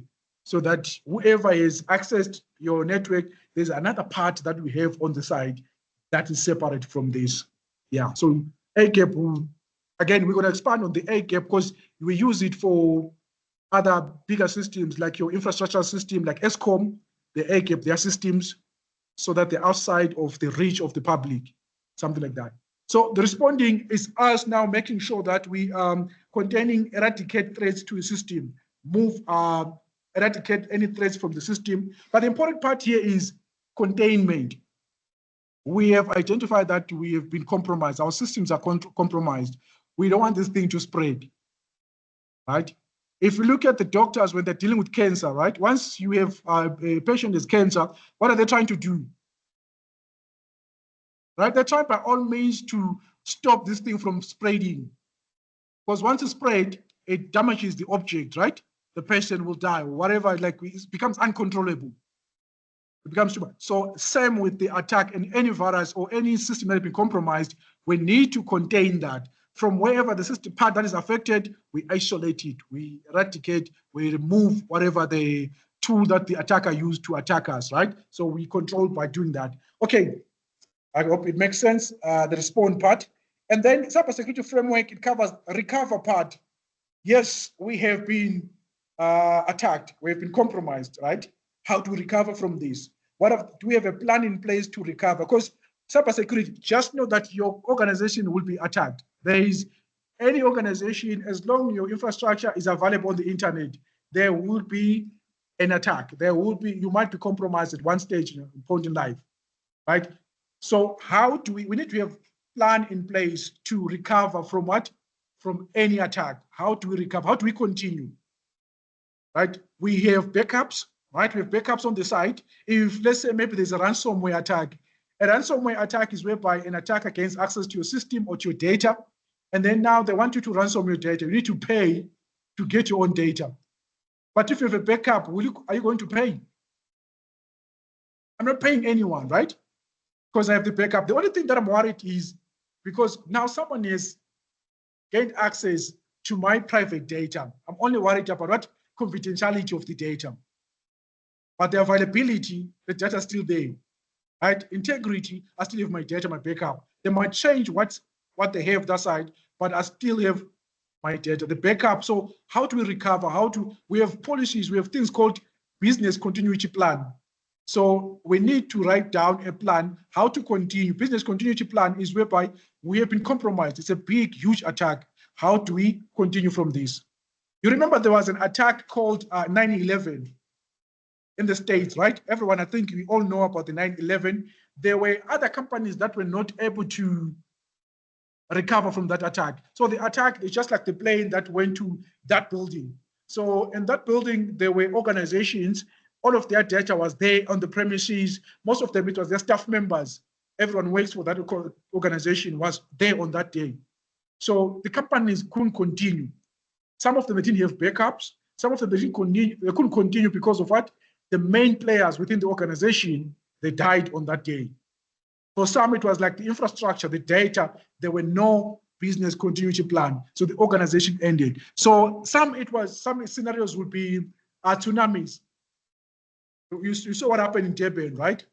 Natural disasters, right? There was a flood. Some organizations were not able to continue after that. Their infrastructure was wiped away, right? Unless if something is on cloud, then we're able to do what? To continue operating. So we have business continuity plans to say, okay, how do we recover? We have been attacked. We need to have like a plan in place. How do we move from this, right? So we need to draft out a plan. We've been, big organization, we've been like, practice this business continuity plan. We usually practice to say, okay, if we're attacked, how do we respond to this? How do we recover and all of that? So we do like a simulation of an attack, and then we look at our response time. We practice until we get it right.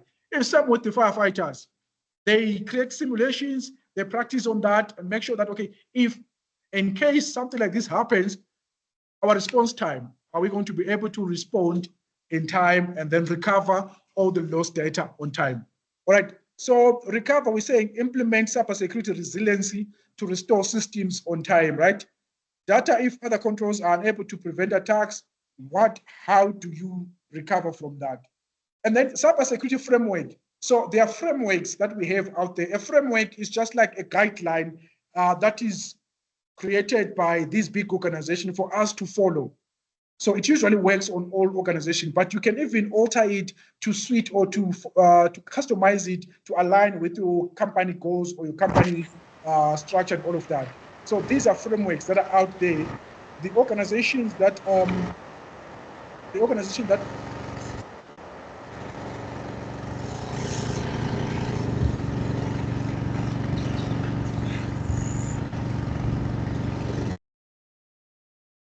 but the organizations that we that deal with this a lot, we have an organization called NIST. Let me share that. The NIST, National Institutes of Standards and Technology. Let me just copy this. Maybe you might want to check it out, right? So what are frameworks? I'm just trying to break down. So frameworks, they will just come up with a guideline. Say, okay, if you're an organization, a small organization, medium organization, large organization, if you want to protect your organization against the cybersecurity, these are the things that you have to look out for. Have this in place, have that, all of that. So those are frameworks, just guidelines for you to follow. So again, we said these frameworks, they might not 100% align with your company goals and structure. So what you do, you customize that, you work on that. You say, okay, we don't need this at advanced assessment. Okay, we need that. And then until it aligns with the company goals. So you have to check out NIST, National Institute of Standards and Technology. So these are the guys that come up with these to say in your organization, you need to have something that you will use to identify, to protect, detect, respond, recover. Yes, there's an attack. How do you recover from that? And again, we have internal threats and then external threats. We're going to expand on that. Internal threats, these can be people that work for the organization. They already have username and passwords. They belong to advanced assessment. But the problem is their sole reason for them to work for advanced assessment, they just came in to attack what? That specific organization. Attackers can go to an extreme whereby they apply for a job vacancy from FNB. And then they get a job at FNB, then they have like username and password, they have access to different things. But they are working for what? For a big organization that is willing to attack FNB. So now they're inside the organization. That can be an internal threat. That person is what? An internal threat because they're already inside of our infrastructure. They have access to different things. And then internal threats can be someone who deletes or does things by mistake. They're not really trained. That can be an internal threat, right? External threats, these are the guys from outside. They don't care about you. They don't care about the organization. They just want the data. They just want the information. It's coming from outside. Internal. So we're going to look at how do we protect from internal threats. It's a disgruntled employee. You just fired someone. He's not happy about you, but their account is still existing. That's an threat. They already have what? A username and password. They have access to different resources there. Okay. So defense, yeah.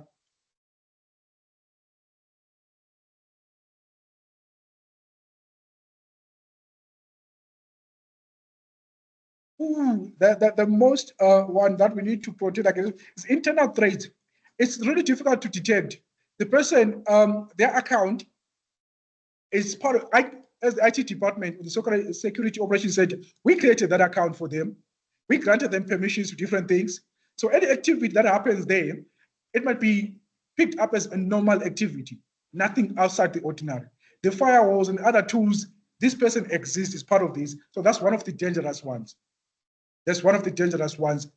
An internal threats. External, there are so many alarms that will go off. There are so many alarms like say, okay, hey, this one is coming from outside, what's happening? But internal threats, yes, we have ways of protecting against internal threats. For example, if an internal threat tries to transfer a file from this organization via email to someone else, we have a tool called the DLP. DLP, every email that leaves advanced assessment to a client, it gets checked. The DLP will evaluate, check that, analyze it. What information are you sharing? Are you allowed to share this information? And then if you don't have permission to share that information is not going out. Some organizations, USBs are not allowed in the organizations. You can't plug in your USB into your laptop. So other ways that and other tools that to transfer files and all of that, we deactivate. So we're trying by all means to, okay, internal threats, how do we protect against internal threats? Someone who's already part of these. So your communication, whatever you share, is monitored. Right? So yes, there are so many tools that we're going to use for that. So we're going to look at that and expand on that. Okay, correct. I want to go through the labs. Let me see what. Okay, you can see there's a lot in each slide. There's a lot that we need to look at and familiarize ourselves. But our job is to identify. So we are not going in the organization. Our role now, we are not a technician anymore. On this qualification, we are not a technician. We are a security operations center.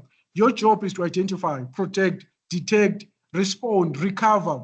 What are the tools that we have in place to identify to any attacks? What do we have in place to protect? How are we protecting? All of those things. It's your responsibility to understand all of these. So as I said that on the security plus, we are not attacking. We are protecting, right? We are not on the offensive side. We're on the defense side. So we're going to be looking at how secure are we against these type of attacks. We detect, pick up all of those things. So that's our job as the security plus, analyze, protect. So we use existing frameworks. Instead of us creating, there's no need to invent a wheel, reinvent a wheel. It's already there. Use the existing frameworks. Okay, let me see the next part. All right, information security competencies. We said you need to have skills to assess and test for different risks, right? We looked at a tool that we can use to assess and test for different risks that we see within our organization. So your competency, you as a security operations center, you must be able to assess and tell it, okay, is this a risk to an organization? How do you know if it's a risk to organization? We saw that the risk they get classified, right? They are given numbers. It can be either low, it can be either what? Medium, high, all of those. And then specifying sources, installing and configuring secure devices. We spoke about this. It's your responsibilities to install softwares, configure devices securely. Last time when we were practicing on our hackathon, we're attacking the vulnerability that was on what? On a Metasploit.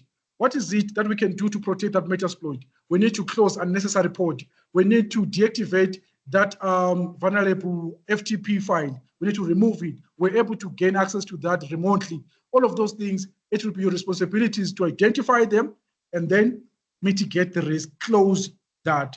Access controls, create access controls. We have access to what? Block people from certain things.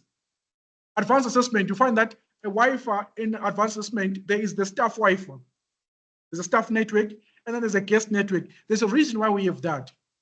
The staff network is more for what? For the staff members to access the resources that we have. If you give a guest access to staff, that becomes a problem. Some organizations are not big, they're not even monitoring that. There must be a separation between a guest network and then what? A staff network. There's a hand, sir. There's a hand. Okay, let me take the hand online and then I'll come back to you as I decide, right? All right, yeah, go ahead. I wanted to ask if, let's say, they are trying to cause a problem on the organization. So, like, can't like the defenders maybe program that like makes the attackers to be like maybe crash their system of attack or something? So 100%, yes. Sometimes we will expand again as a defending team, right? So we can have something called a honeypot. I see what you're saying. We say, how can we protect against a honeypot? So a honeypot is we create an infrastructure that looks like is what is an advanced assessment infrastructure that is like the actual imported data, right? But our infrastructure will be here.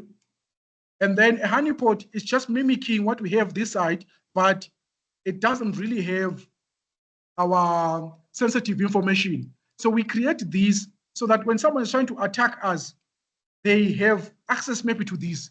we make it less secure and all of those things, they will have access to this. So the reason why we have a honeypot is so that we can see the types of tactics.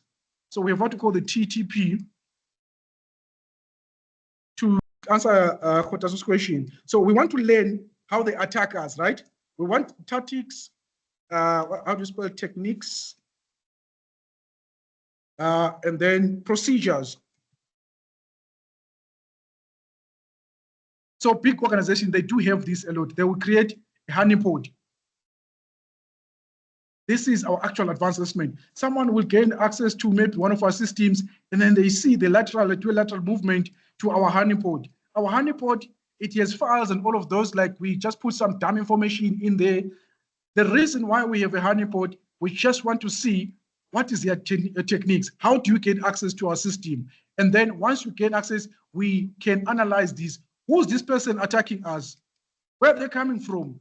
What is their tool, their skill, the tactics that they use, the techniques that they use to get to this part? So these are other way of us learning the new attacks that the attackers using. Yes, this like a disguise, right? Oh. It's not actually so we can use it to thwart the attack, to say, okay, it will, for you to gain this side, access to this side, already we know who you are, how are you, your tactics, your skills, your techniques, your procedures. Already we have gained access to that.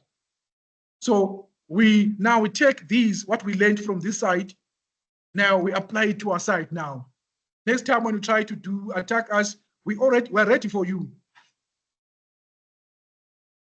Right, so we do have these things in organizations whereby we can try by all means. We're not just always waiting for you to attack us. We're also like trying to be ahead of you. We don't want to be on the defensive side only. We need to be proactive, right? So yes, we can apply these tools. We have different tools whereby we monitor how you attack us. We're waiting for you. Once we gain those, we come back here, we apply those to our major network. Say, okay, these attack. That's why now companies, they can tell you, okay, the attack came from North Korea. They say, okay, this attack came from what? North Korea, or the attack came from what? From Iran. They say, how do they know about that? They know the tactics, techniques, and procedures that are used by the North Korean attackers, the Iran attackers, the US attackers. So we can be able to tell, okay, this is coming from so and so. Because most of the times when you leave your digital footprint, the software that you use, the techniques, the tactic, the procedures that you perform, you find that Khotaso use the same techniques every time when you attack systems. You have the same tools. So once we have this honeypot, it helps us to learn the attacks, the techniques, tactics of different attackers. So we can tell you, okay, this was done by North Korea. Because there's a signature, your signature then. There are certain things that tells us, okay, this one is Khotaso, and beyond doubt, this is coming from Khotaso, or this is coming from Jason, this is coming from Thabo. I can tell this is Thabo's behavior. Have you ever been in a situation like that? That you know, okay, this one is Josh. Or sometimes they tell you, okay, this was done by Josh. But because you are too close to Josh, you know, okay, now it can't be Josh. Because you know Josh's behavior, what he's capable of, and all of that. So yes, we have this part here where we are. So this big organization like a Microsoft, Cisco, and all of that, they do have these honeypots where they learn about different attacks. All right, let me not deviate from that part. Okay, we're looking at access controls. It's your job to make sure that the correct people have access to correct resources, right? User privileges. What privileges, what permissions do we have within my network? So we have what we call least privilege. I need to give someone who's part of HR department access to what? Only HR resources. He doesn't need IT resources. So why am I granting him access to? So I'm limiting you to only things that you need for you to complete your task, your job every day. So user privileges, it's my job to make sure that I assign least privileges. And then auditing logs and events, we use the security Microsoft tool to audit that, logs and events. Who's doing what? What are you doing in my network? What are the alerts? Incident reporting. We saw an incident that side, right? With like 6 or 5 incidents that side. Response, how do we respond to that? Business continuity plan. What's our plan? How do we continue from the attack? And then disaster recovery. How do we recover from the disaster? Natural disaster, or it's just whatever disaster that happens, maybe a system crashed, or all of that. How do we quickly recover from that? So our responsibility as IT department is to make sure that we recover fast in a way that the users don't notice that there was any disaster on our side. That's a good IT department. That your system go down, but your actual users don't even pick up, okay, there was something that went wrong within the network, because you have different layers of protecting your network. Yes, my server went down, but there's another one that picked up fast. So my users were not affected at all. So our job as security analysts is to make sure that the business, it continues without being affected even after an attack. Okay, security training and education programs. Here's one of the most important things. An organization might spend millions and millions in the infrastructure protecting the organization. But the weakest point within every organization is people. It's the users. The easy way. So advanced assessment might spend millions in the infrastructure to protect advanced assessment. But if we don't train our users, they might be clicking links that come in with the virus. They might be picking up USB from different parts and then come and use them within the organization. Their behavior might expose us to different attacks.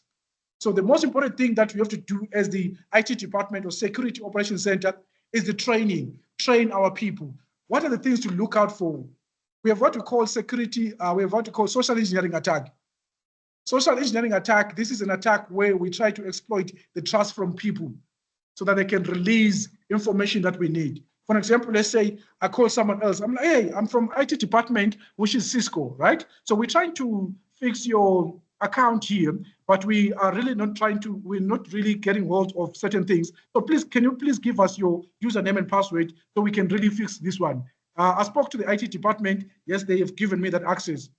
So someone else, they end up giving you what? Their username and password without confirming with the IT department. So if you didn't conduct a proper training, people will end up giving their username and password just like that. The other one will be, we call it the piggybacking, where we give people like the card for access cards within the organization, right? So an attacker will come following you behind, and then they may be carrying a heavy box, but they don't have the access key to gain access to what? To the organization. So they're carrying a heavy box. What do we normally do when we see someone who is carrying a heavy box and then they want to gain access to the organization, but I'm the only one who have the access key? Natural, as human beings, what do? We open for them, right? We don't even check if this person is supposed to be part of this organization or whatever. Are they? The attacker will be like, okay, please open for me, please, hold it for me. Then you hold, they gain access. Big organizations, most people, they don't know each other. If you ever work for a big organization, where like there's 7 floors, 8 floors, some people work for the same organization for 6 months, but I don't know who's who. So they're organizations like that. So if I come in with my box there and then I don't have access, like that's a physical, I'm trying to gain access physically to this organization. I don't have a card. The natural instinct from people would be to help me gain access to that. Then they will tap in there and then they grant me access to the organization. Then I go to whatever system, maybe I have to plug in my USB, then you see, that's social engineering. And then the other thing on social engineering is the dumpster diving. So where people, for example, like advanced assessment, let's say finance department, they have like sensitive documents. And then they take those documents, they don't shred them. They don't tear the documents. They just throw the documents where? Into the bin. And then from the bin, a dumpster diver or an attacker, cybersecurity, the attackers, the hackers, we go to all the streams. We can go to the dustbin, look for documents there. Some they can be shredded. We put them together until we read the entire information. There's some organizations that have been attacked by that, dumpster diving, where the attacker gains information via what? The documents that were thrown in the dustbin. Sensitive documents, they need to be shredded. They need to be tear apart or whatever you do, bend them, or whatever you do, so that other people don't have access to that. So organizations, attackers, they can go to the bin. Whatever, everything that's on the bin, it no longer belongs to advanced assessment, right? The minute it gets to the bin, it's anyone's territory. I can walk in there and then take whatever's there. You can't get me arrested for that. I took it from the bin. So the attackers will get that. So security training, education programs, we need to have these where we train our users guys, this is what you need to do. Guys, don't do this. Don't click these links. You might expose our organization to all of these things, right? So the most important part of the easy attack is social engineering. The way attackers gain access to organizations is via leveraging the trust from the users. Right? So those are different attacks. So train your users. You might buy millions and millions of infrastructure or tools, but if you get it wrong on this part, you are gone. It's easy for anyone to gain access there. Some we have seen is someone calls Vodacom, someone calls they gain someone else's information from the bank. Because the bank tellers or the Vodacom guys, they're not really trained in this. All right. Okay. Let me see. Now I want to go through the practical part. All right. I want to go through the practical part. I think I'm running out of time. We said 11, right? Can I use your 15 minutes to go through the practical part so that you can gain access and understanding of how, so we have looked at the theory part, and then how do we put this thing into practical? Let's just quickly look at the practical part so that you familiarize yourself with the practical of this. That was the theory. Let's look at the practical now.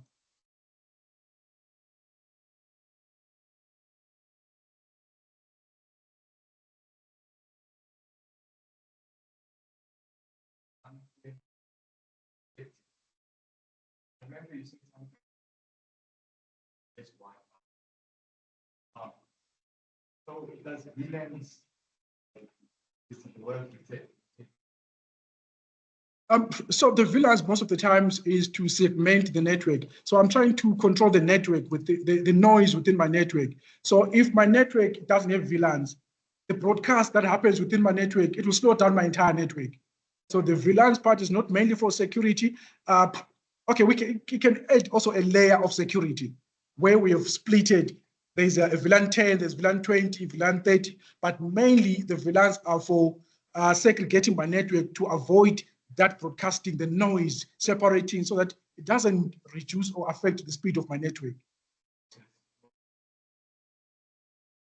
Arranging traffic, but also since you have splitted the VLANs, we have put people in different parts and parts. So in order for you to move from one VLAN to another, you need some part, yeah. So it also acts as what? A layer of security.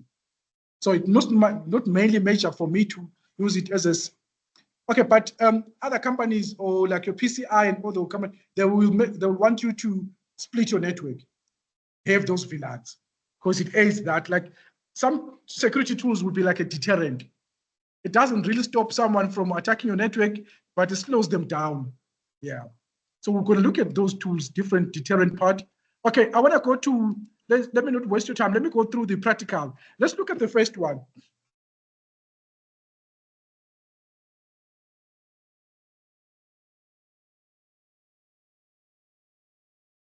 So just switch on or select the first one there.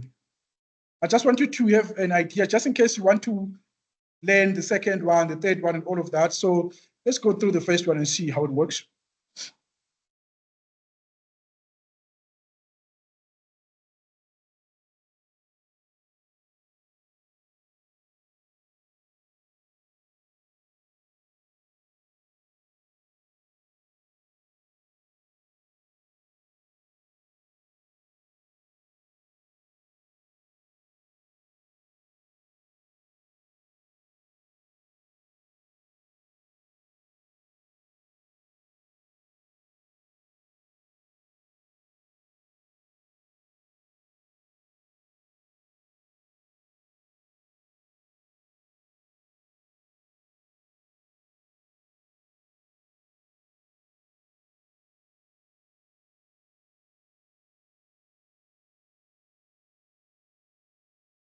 But it might take like some few minutes to switch on, allow it to load. So the lab is being built. You can see 1 minute, 30 seconds left.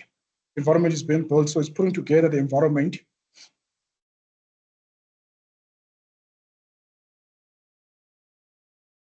On the lab, let's see.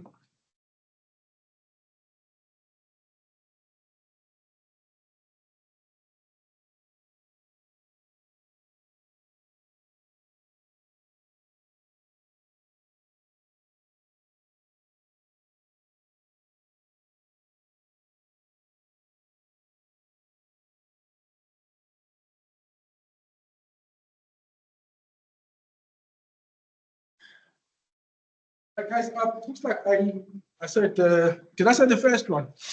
The one that I want is not the first one, right? I want this one here, perform system configuration gap analysis. So this one, you can take this one on your own just to explore the lab environment. It has instructions how to move around, navigate on the lab. So I want to go through, I want to show you how to navigate using the assisted lab one.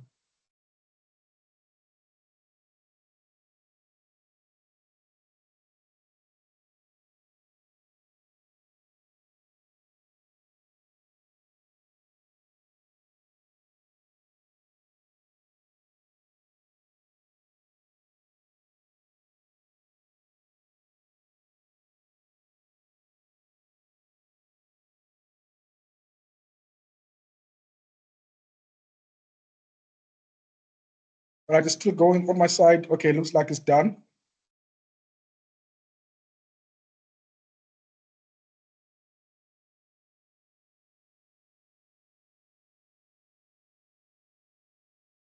So we're saying we're going for this one, right? The second one.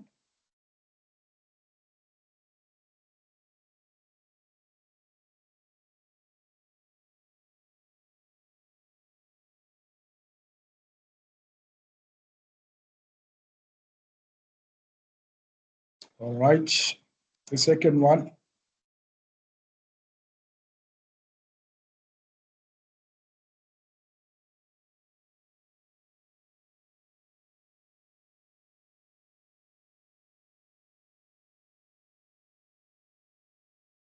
All right, are we all on this page? Still loading.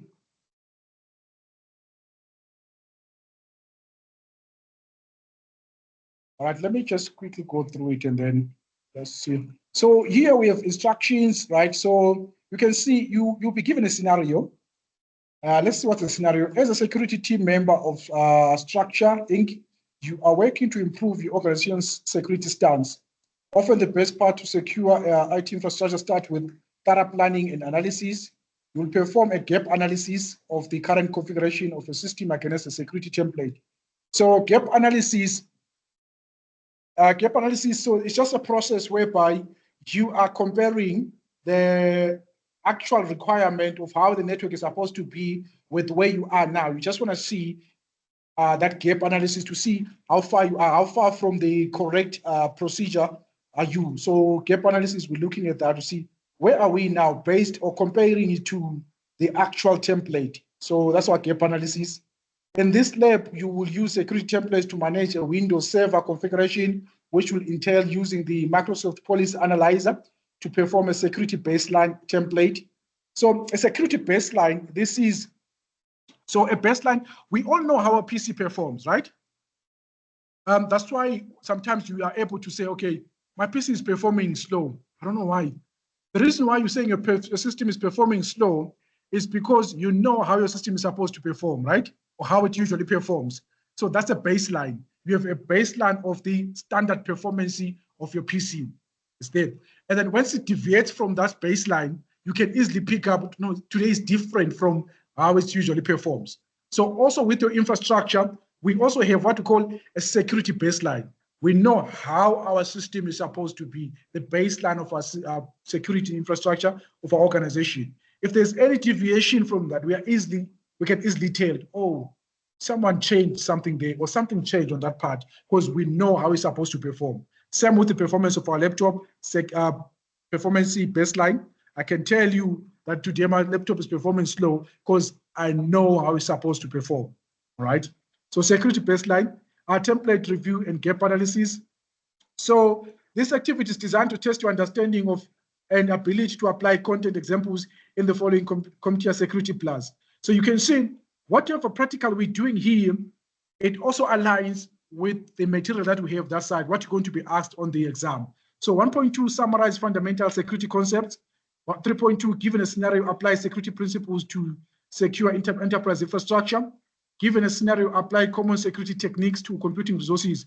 So you can see our overall job here in Security Plus is to protect our organization and make sure that the infrastructure is secure.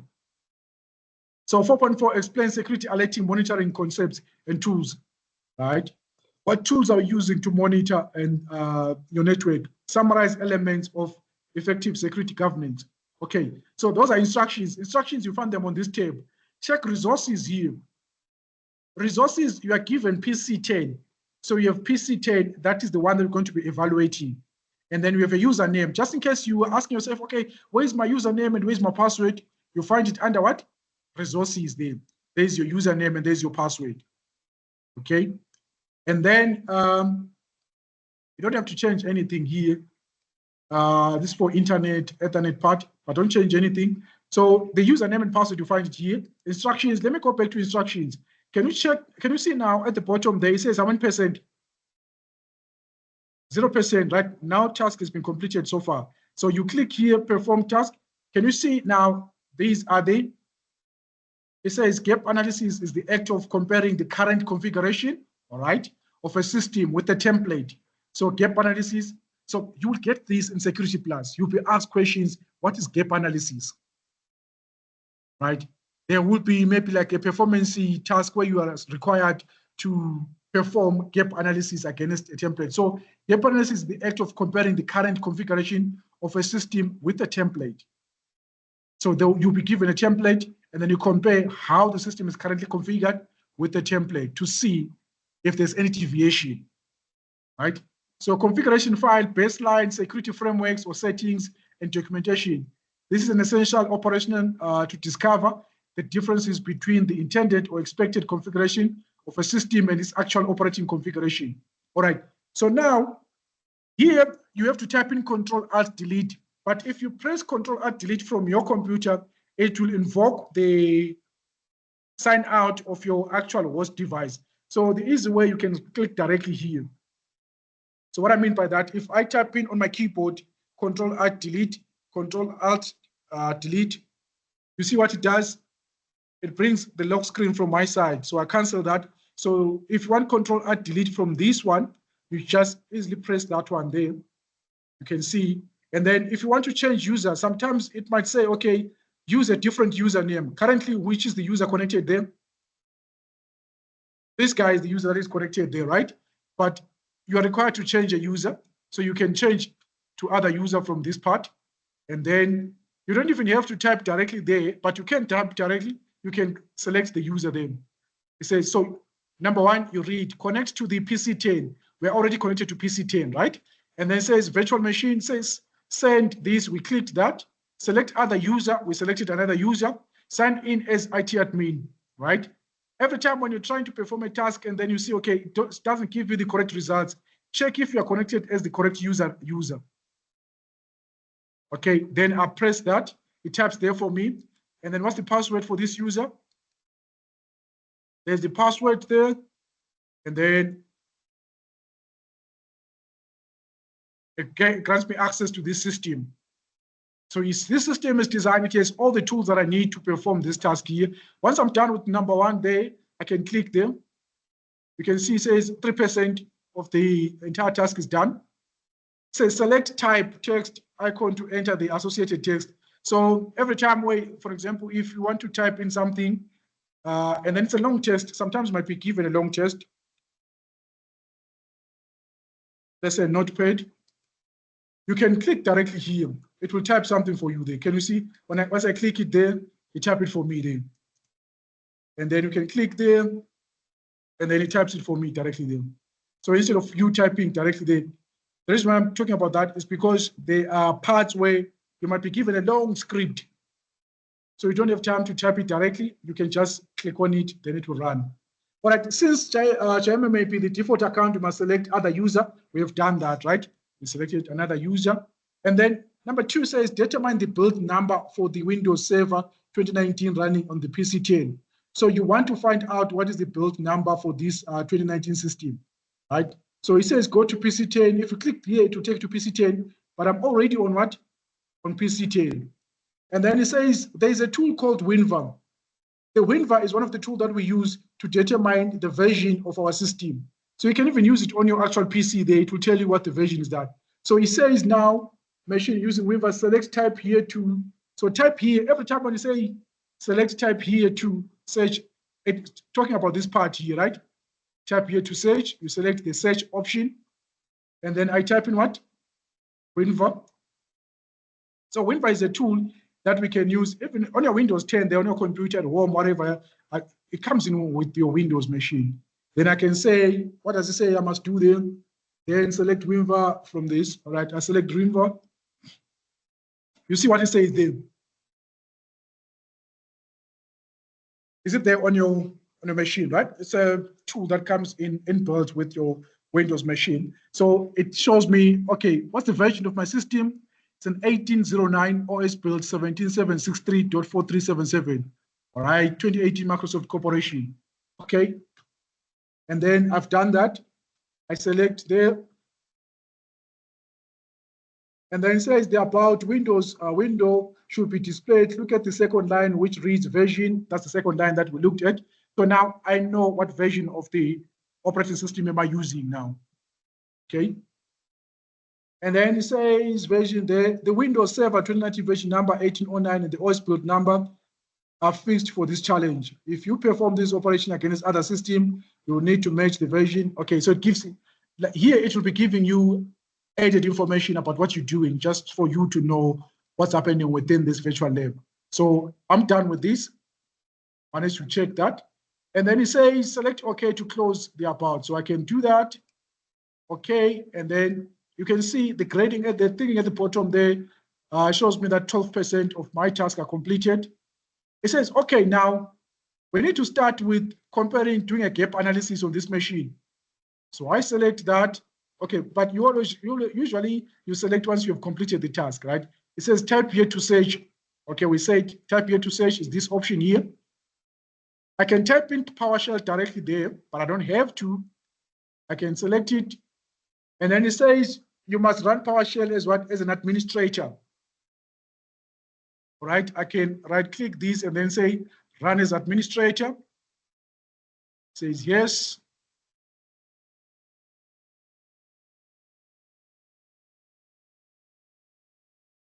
Oh, I used the wrong one. You can see the instructions there. It says do not use which one? PowerShell ISE. So I can go there and then I say PowerShell. Windows PowerShell ISE, do not use that. I need to use this one here and then run as administrator. All right. So again, the instructions, you can see this gives you more information. You say, okay, I used the wrong one. It says do not use that one. Then I come check there. It says run as administrator. You can see at the top there it says administrator. Then I am the administrator then. And then select yes on the user account control Windows. I've selected that. And then now I need to enter this. So this will copy the folder, the lab files. Right, so let me click that. And then there's an instruction. This command copies policy analyzer .zip folder, Windows 10 version 1809 and Windows Server 2019 series, read only removable file. So if the command is successful, there will be no confirmation. So if this, press enter that. So it's supposed to take me to the next line. Just waiting for it to take me to the next line. Okay, you see, if there's any results, no information there, it means the commands were successful. If there was an error, it would give you an error message. So it means that now I've managed to copy the lab files to C drive, right? From D to C drive there. So I'm copying lab files from the D drive. You can see I'm copying it to what? To my C drive. So these commands are the same commands you can use also on your Windows machine and whatever. The good part with these labs, you learn a lot as you go along. As you complete the task, you learn things that you can even apply to your PC, change or test them on your own PC there, right? Okay, so, and then there are hints here, there's information. If the command is successful, there will be no confirmation so that you don't get worried, right? Okay, I tapped it, but there's nothing happening. Maybe some people will be thinking, okay, something wrong, you did something wrong. But no, there's nothing wrong that you did. You copied that. And then how do you move to that folder? Check now. We are getting to the commands that we're familiar with. Can we see what it says now? Because currently I'm on the C drive, right? You can see it says C, right? I copied this folder to what? To the C drive. Now I want to CD. What does CD do? I'm changing my directly to that. Says, so I want to open this folder there. And then this is a Windows machine. We're doing the CD on what? On a Linux machine. So some of the commands, you can use them on Windows and then also to work on a Linux machine. So press enter there. You can see now it changed to what? PC, C drive, and lab files. It now shows us that I'm inside what? The folder. And then which command did we use to display the files inside this folder? There's LSD.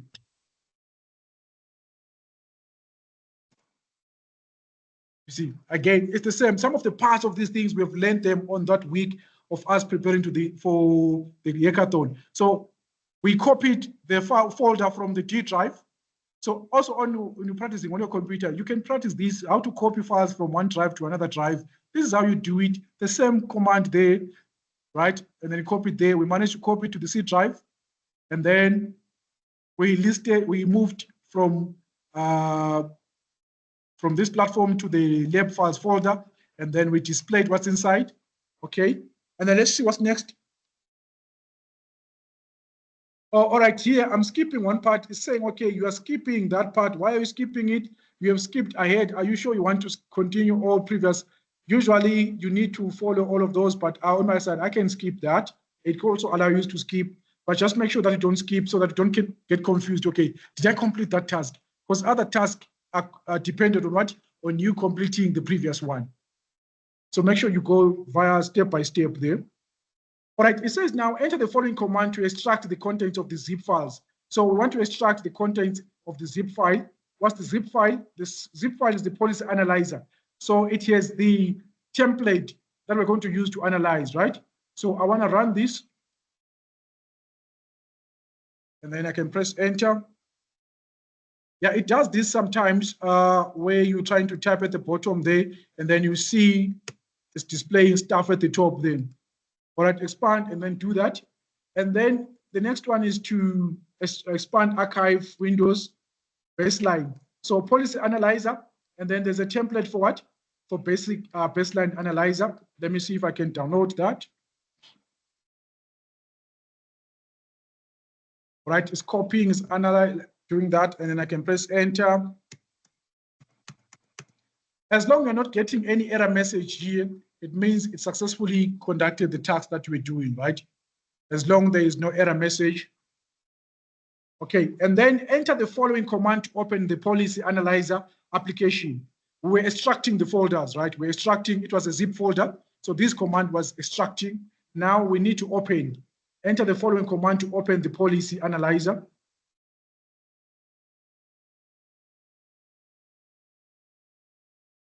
It has opened the policy analyzer. There's a policy analyzer tool.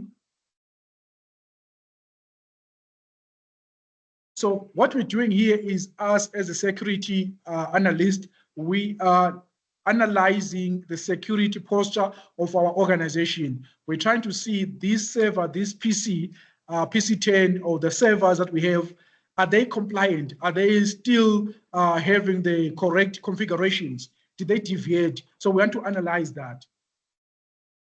The policy analyzer window should now be displayed. If needed, minimize the PowerShell. So if you can't clearly see, you can minimize that, right? And then you can see, I don't clearly see what's happening here. I need to see the whole entire window. The other thing that you can do to zoom that, you can say display settings, and then you change the size of the screen, the resolution. I can put it on a higher resolution there. Let me see if it works. Right, that doesn't work.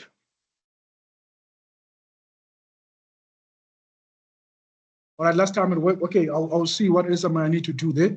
And then it says the policy analyzer window should now be displayed. Yes, it is displayed. And then maximize the policy analyzer window. The operation buttons on the right side of the interface may not display fully when the window is not maximized. All right, when the window is not maximized. All right. And then if you do not see the policy rule sets in a policy definition, adjust your screen to a higher resolution and relaunch the policy analyzer. Okay, so yes, I need to relaunch the screen. the policy analyzer. Let me do this because the screen, it doesn't show me everything there, right? So I need to relaunch that. So how do I relaunch it? I use the same script, right? I use the same line there. Where's that line I used to relaunch this thing? Or I can do an up arrow and press enter. You can see now when I bring it back, it shows me the full screen. So most of the things, instructions and the hints, you find them here. Right? And then now it says on the pick, the folder containing the policy analyzer, policy rules files window in left pane, select local disk in the, where am I? On the pick, the folder. On the pick, the folder, where is that? Policy rules. Let me just do this. All right, once it's this size, I think you can clearly see everything. So you follow these instructions. Now, it's requiring me to do what? To pick the folder containing the policy analyzer. Left pane, select local disk. Where's the left pane that I need to call it? Select local disk. I need to select.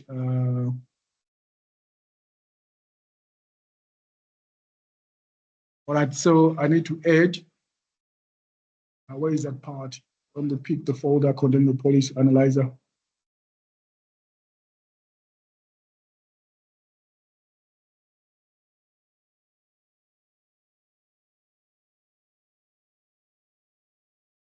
All right, so it looks like I need to move this away from this one. And then I check from the bottom there, move that. Move that. Okay, it looks like I'm stuck somewhere, but I need to go to the local disk drive, analyzer policy rules window.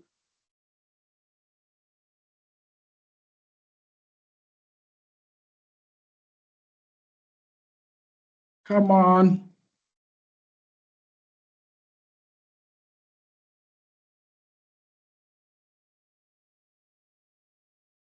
I need to refresh this. Okay.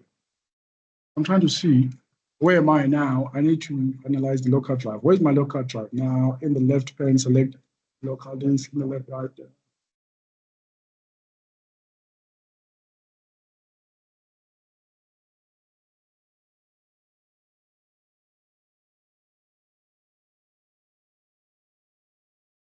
Oh, I need to select the policy rule set. And then policy rule sets, you see, the reason why I got stuck here, I'm confused because I selected this thing before I even moved to it, right? So every time, don't select something before you do an action. So at the bottom of the policy analyzer window, select the policy rule set in the field. Let me close that. Select policy rule set in the field, right? So I'd already selected that. So I was busy reading here, trying to find out where am I going to add this, but I selected this before I even completed the task. So policy rule search field, which one is that? This is the one, right? And then it says local disk C. My local disk C. It says in the right pane, double click the lab files. Where's my lab files folder? Then you do that, and then it says what? Double click Windows 10. Windows 10 version 1809, Windows Server 2019. All right, this is the one. Double click that. What else am I supposed to do? Double click documentation. Where's documentation? All right, and then select folder. And then you click on select folder. So I've managed to upload the analyzer file and then the baseline files. So these, they come in policy analyzer. It will be analyzing the configuration, the current configurations that I have against the templates that let's say maybe these are the policies or the templates that we have configured as the organization, meaning that your system here, it must match what we have here on this. So we're comparing what we have configured here against what we have on our template. So we're using the policy analyzer. Remember, your role is, you are not part of the technical team. The technical team might be the one that did the configurations and all of that. Our job as the security operations center or the cybersecurity team is to make sure that the security posture or the configurations of the organization they align with our templates or with our policies here, all right? So we have uploaded the templates. So what we have to do now after uploading the templates, it says the policy analyzer window should now show several policy rule sets. So we have created different policy rule sets here, all right? And then perform a view or compare of MSFT Windows 10, 18. Which one is that? I can even expand there. We can see it says, so you see this side is grayed out. You need to select it first to activate it. So it says perform a view compare. Which one is view compare? Is this one, right? View compare. And then we need to select which one, MSFT Windows 10, 1809, RS5, WS 2019, the final one. Looks like it's this one, right? 1809, that's the one that we need to do, right? And then the minute you check the box here, you can see on the side, it activates the view compare, the compare to effective state. So we want to start with compare and view, right? It says view and compare. And then I will click on that. So cybersecurity is not that difficult. You are given tools by your organization. You just need to know what you are doing, right? So we're comparing the current configurations on this device. So sometimes the policies can say the operating system of the company, it can't be this old, or the patches, this need to be patched. This log on policy must be like this. This tracking, we need to be activated and all of this.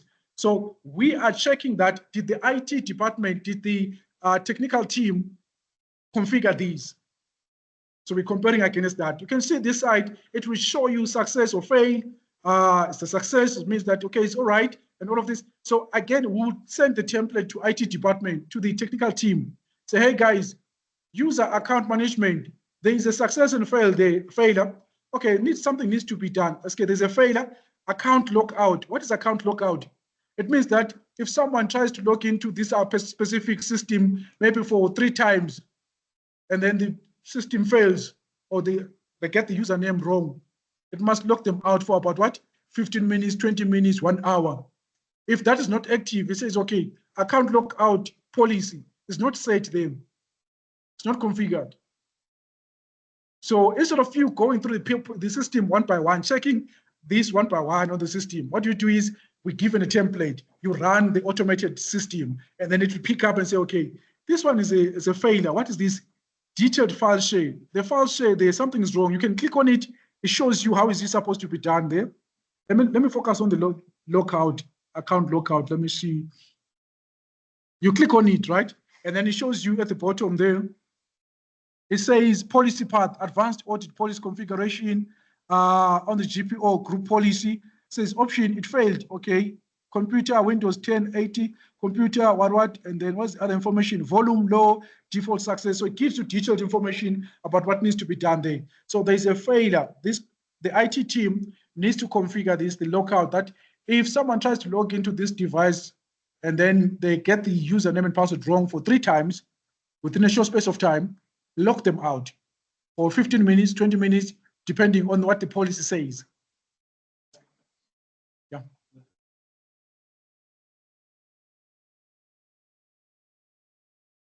There are some components that were made and then some components that were not made. So it might like a longer configuration, like a longer process, right? Maybe you made certain things, but the other parts are not enforced, right? So again, if we need more information, we come back here, scroll down the list and look for a few policy set lines. We have looked at the failures, the success ones, group membership, log on and log off. Say success. You can read what is it all about. Let me go to, I like the lockout one, the failure one. It says this policy setting allows you to audit events generated by a failed attempt to log onto an account that is logged out. If you configure this policy setting, an audit event is generated when an account cannot log onto a computer. So once the IT department activates these, also on our side as the Security Operations Center, we can be able to pick up that, okay, how many log-on failures will happen within our organization? Where are they coming from? The IP address that was trying to log into the system, which IP address is? If we keep on seeing the same IP address knocking on our systems, something is wrong, right? This person is trying to hack into our system. So if that is the policy is not enforced on our side as the Security Operations Center, we might not be able to collect these logs.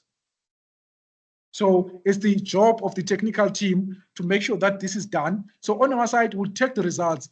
We send them to the technical teams. Say, guys, this is not enforced. Success audits record successful attempts, failure audits records unsuccessful.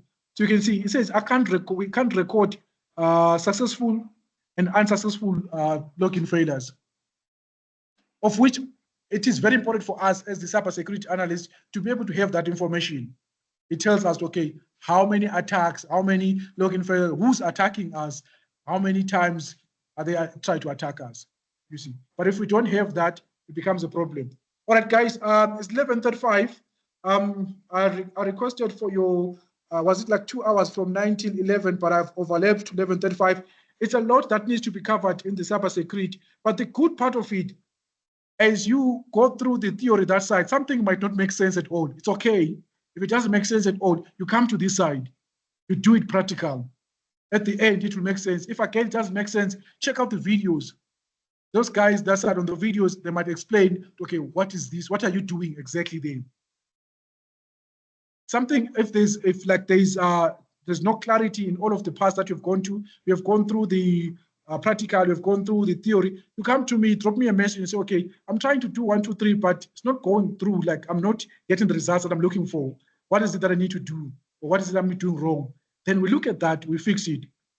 So we are going to work together on this for us to pass. I need everyone on this group to pass. I need everyone on this group. It also looks good on my profile, right? That I had 40 people, 50 people that did Security Plus, and then all the 50 people passed. So also on my side, I need to push you guys to make sure and give you all the tools that you need, make sure that you pass. It's also on my benefit on my side that you guys pass this.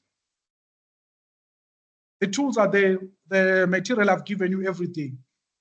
All right, any questions online? I know I've taken much of your time, but I think you get an idea of what are we doing here on the labs part. If you get stuck anyway, let me know, then you will be able to, I'll be able to assist you. Guys online, any assistance, any question that you have, or you need clarity on something? I'll say on my Are side, we gonna I'm have good. another? Yes, Are we definitely. gonna have another class? Definitely, yes, we're going to have these classes.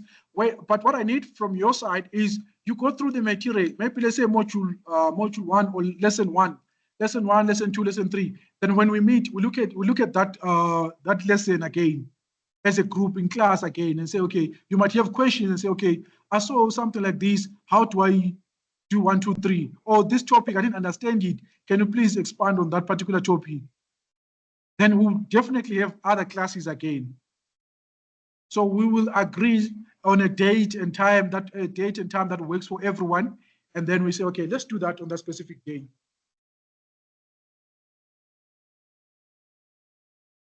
All right, any questions? So today, the entire class was for you guys to know how or where to start. How am I starting with this? What material do I need? Where do I get my material? So once you start, it's fine. After that, we look at other lessons. We say, okay, you have covered lesson 1, lesson 2, lesson 3. Let's go through it together. I think we will have another, definitely, let me see, when can we have another class? Or you guys will suggest when we can have another class, then we can go through that. It can be next week, it can be next of next week, one class before December, then we move again, you study on your own, and then next year we go through another one again. But in January we will have classes every Saturday because we're gonna be coming close to taking the exam in February. So the exam should be taken in the last weekend of February. So then we might have, it's either on a Saturday, it's either during the week, on the evening, but we will, in January we'll have more classes. But before we close, I would like us to have another class, one more class. Then we kind of like cover whatever you have gone through. We look at that together.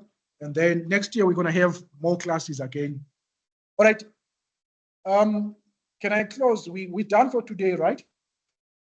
No One questions. last one, say sorry. After No we've problem. closed, if I have questions, maybe during December time, can I WhatsApp you or something like that? Please Would drop me that a be okay? message. Please drop me a message. Like on my side, my festival PPs, there's an exam also I'm working on as the last exam on the expect level. I'm already an expert in cyber, but there's another one that I need. So I'll be busy studying again. So it's fine. Drop me a message. I'll be able to assist. My responses might be delayed, but definitely 100% I will respond. I will assist. All right, Sharp. Thanks, sir. Thanks, sir. All right, sharp. Thank you guys. Cheers. Bye. Bye. Cheers.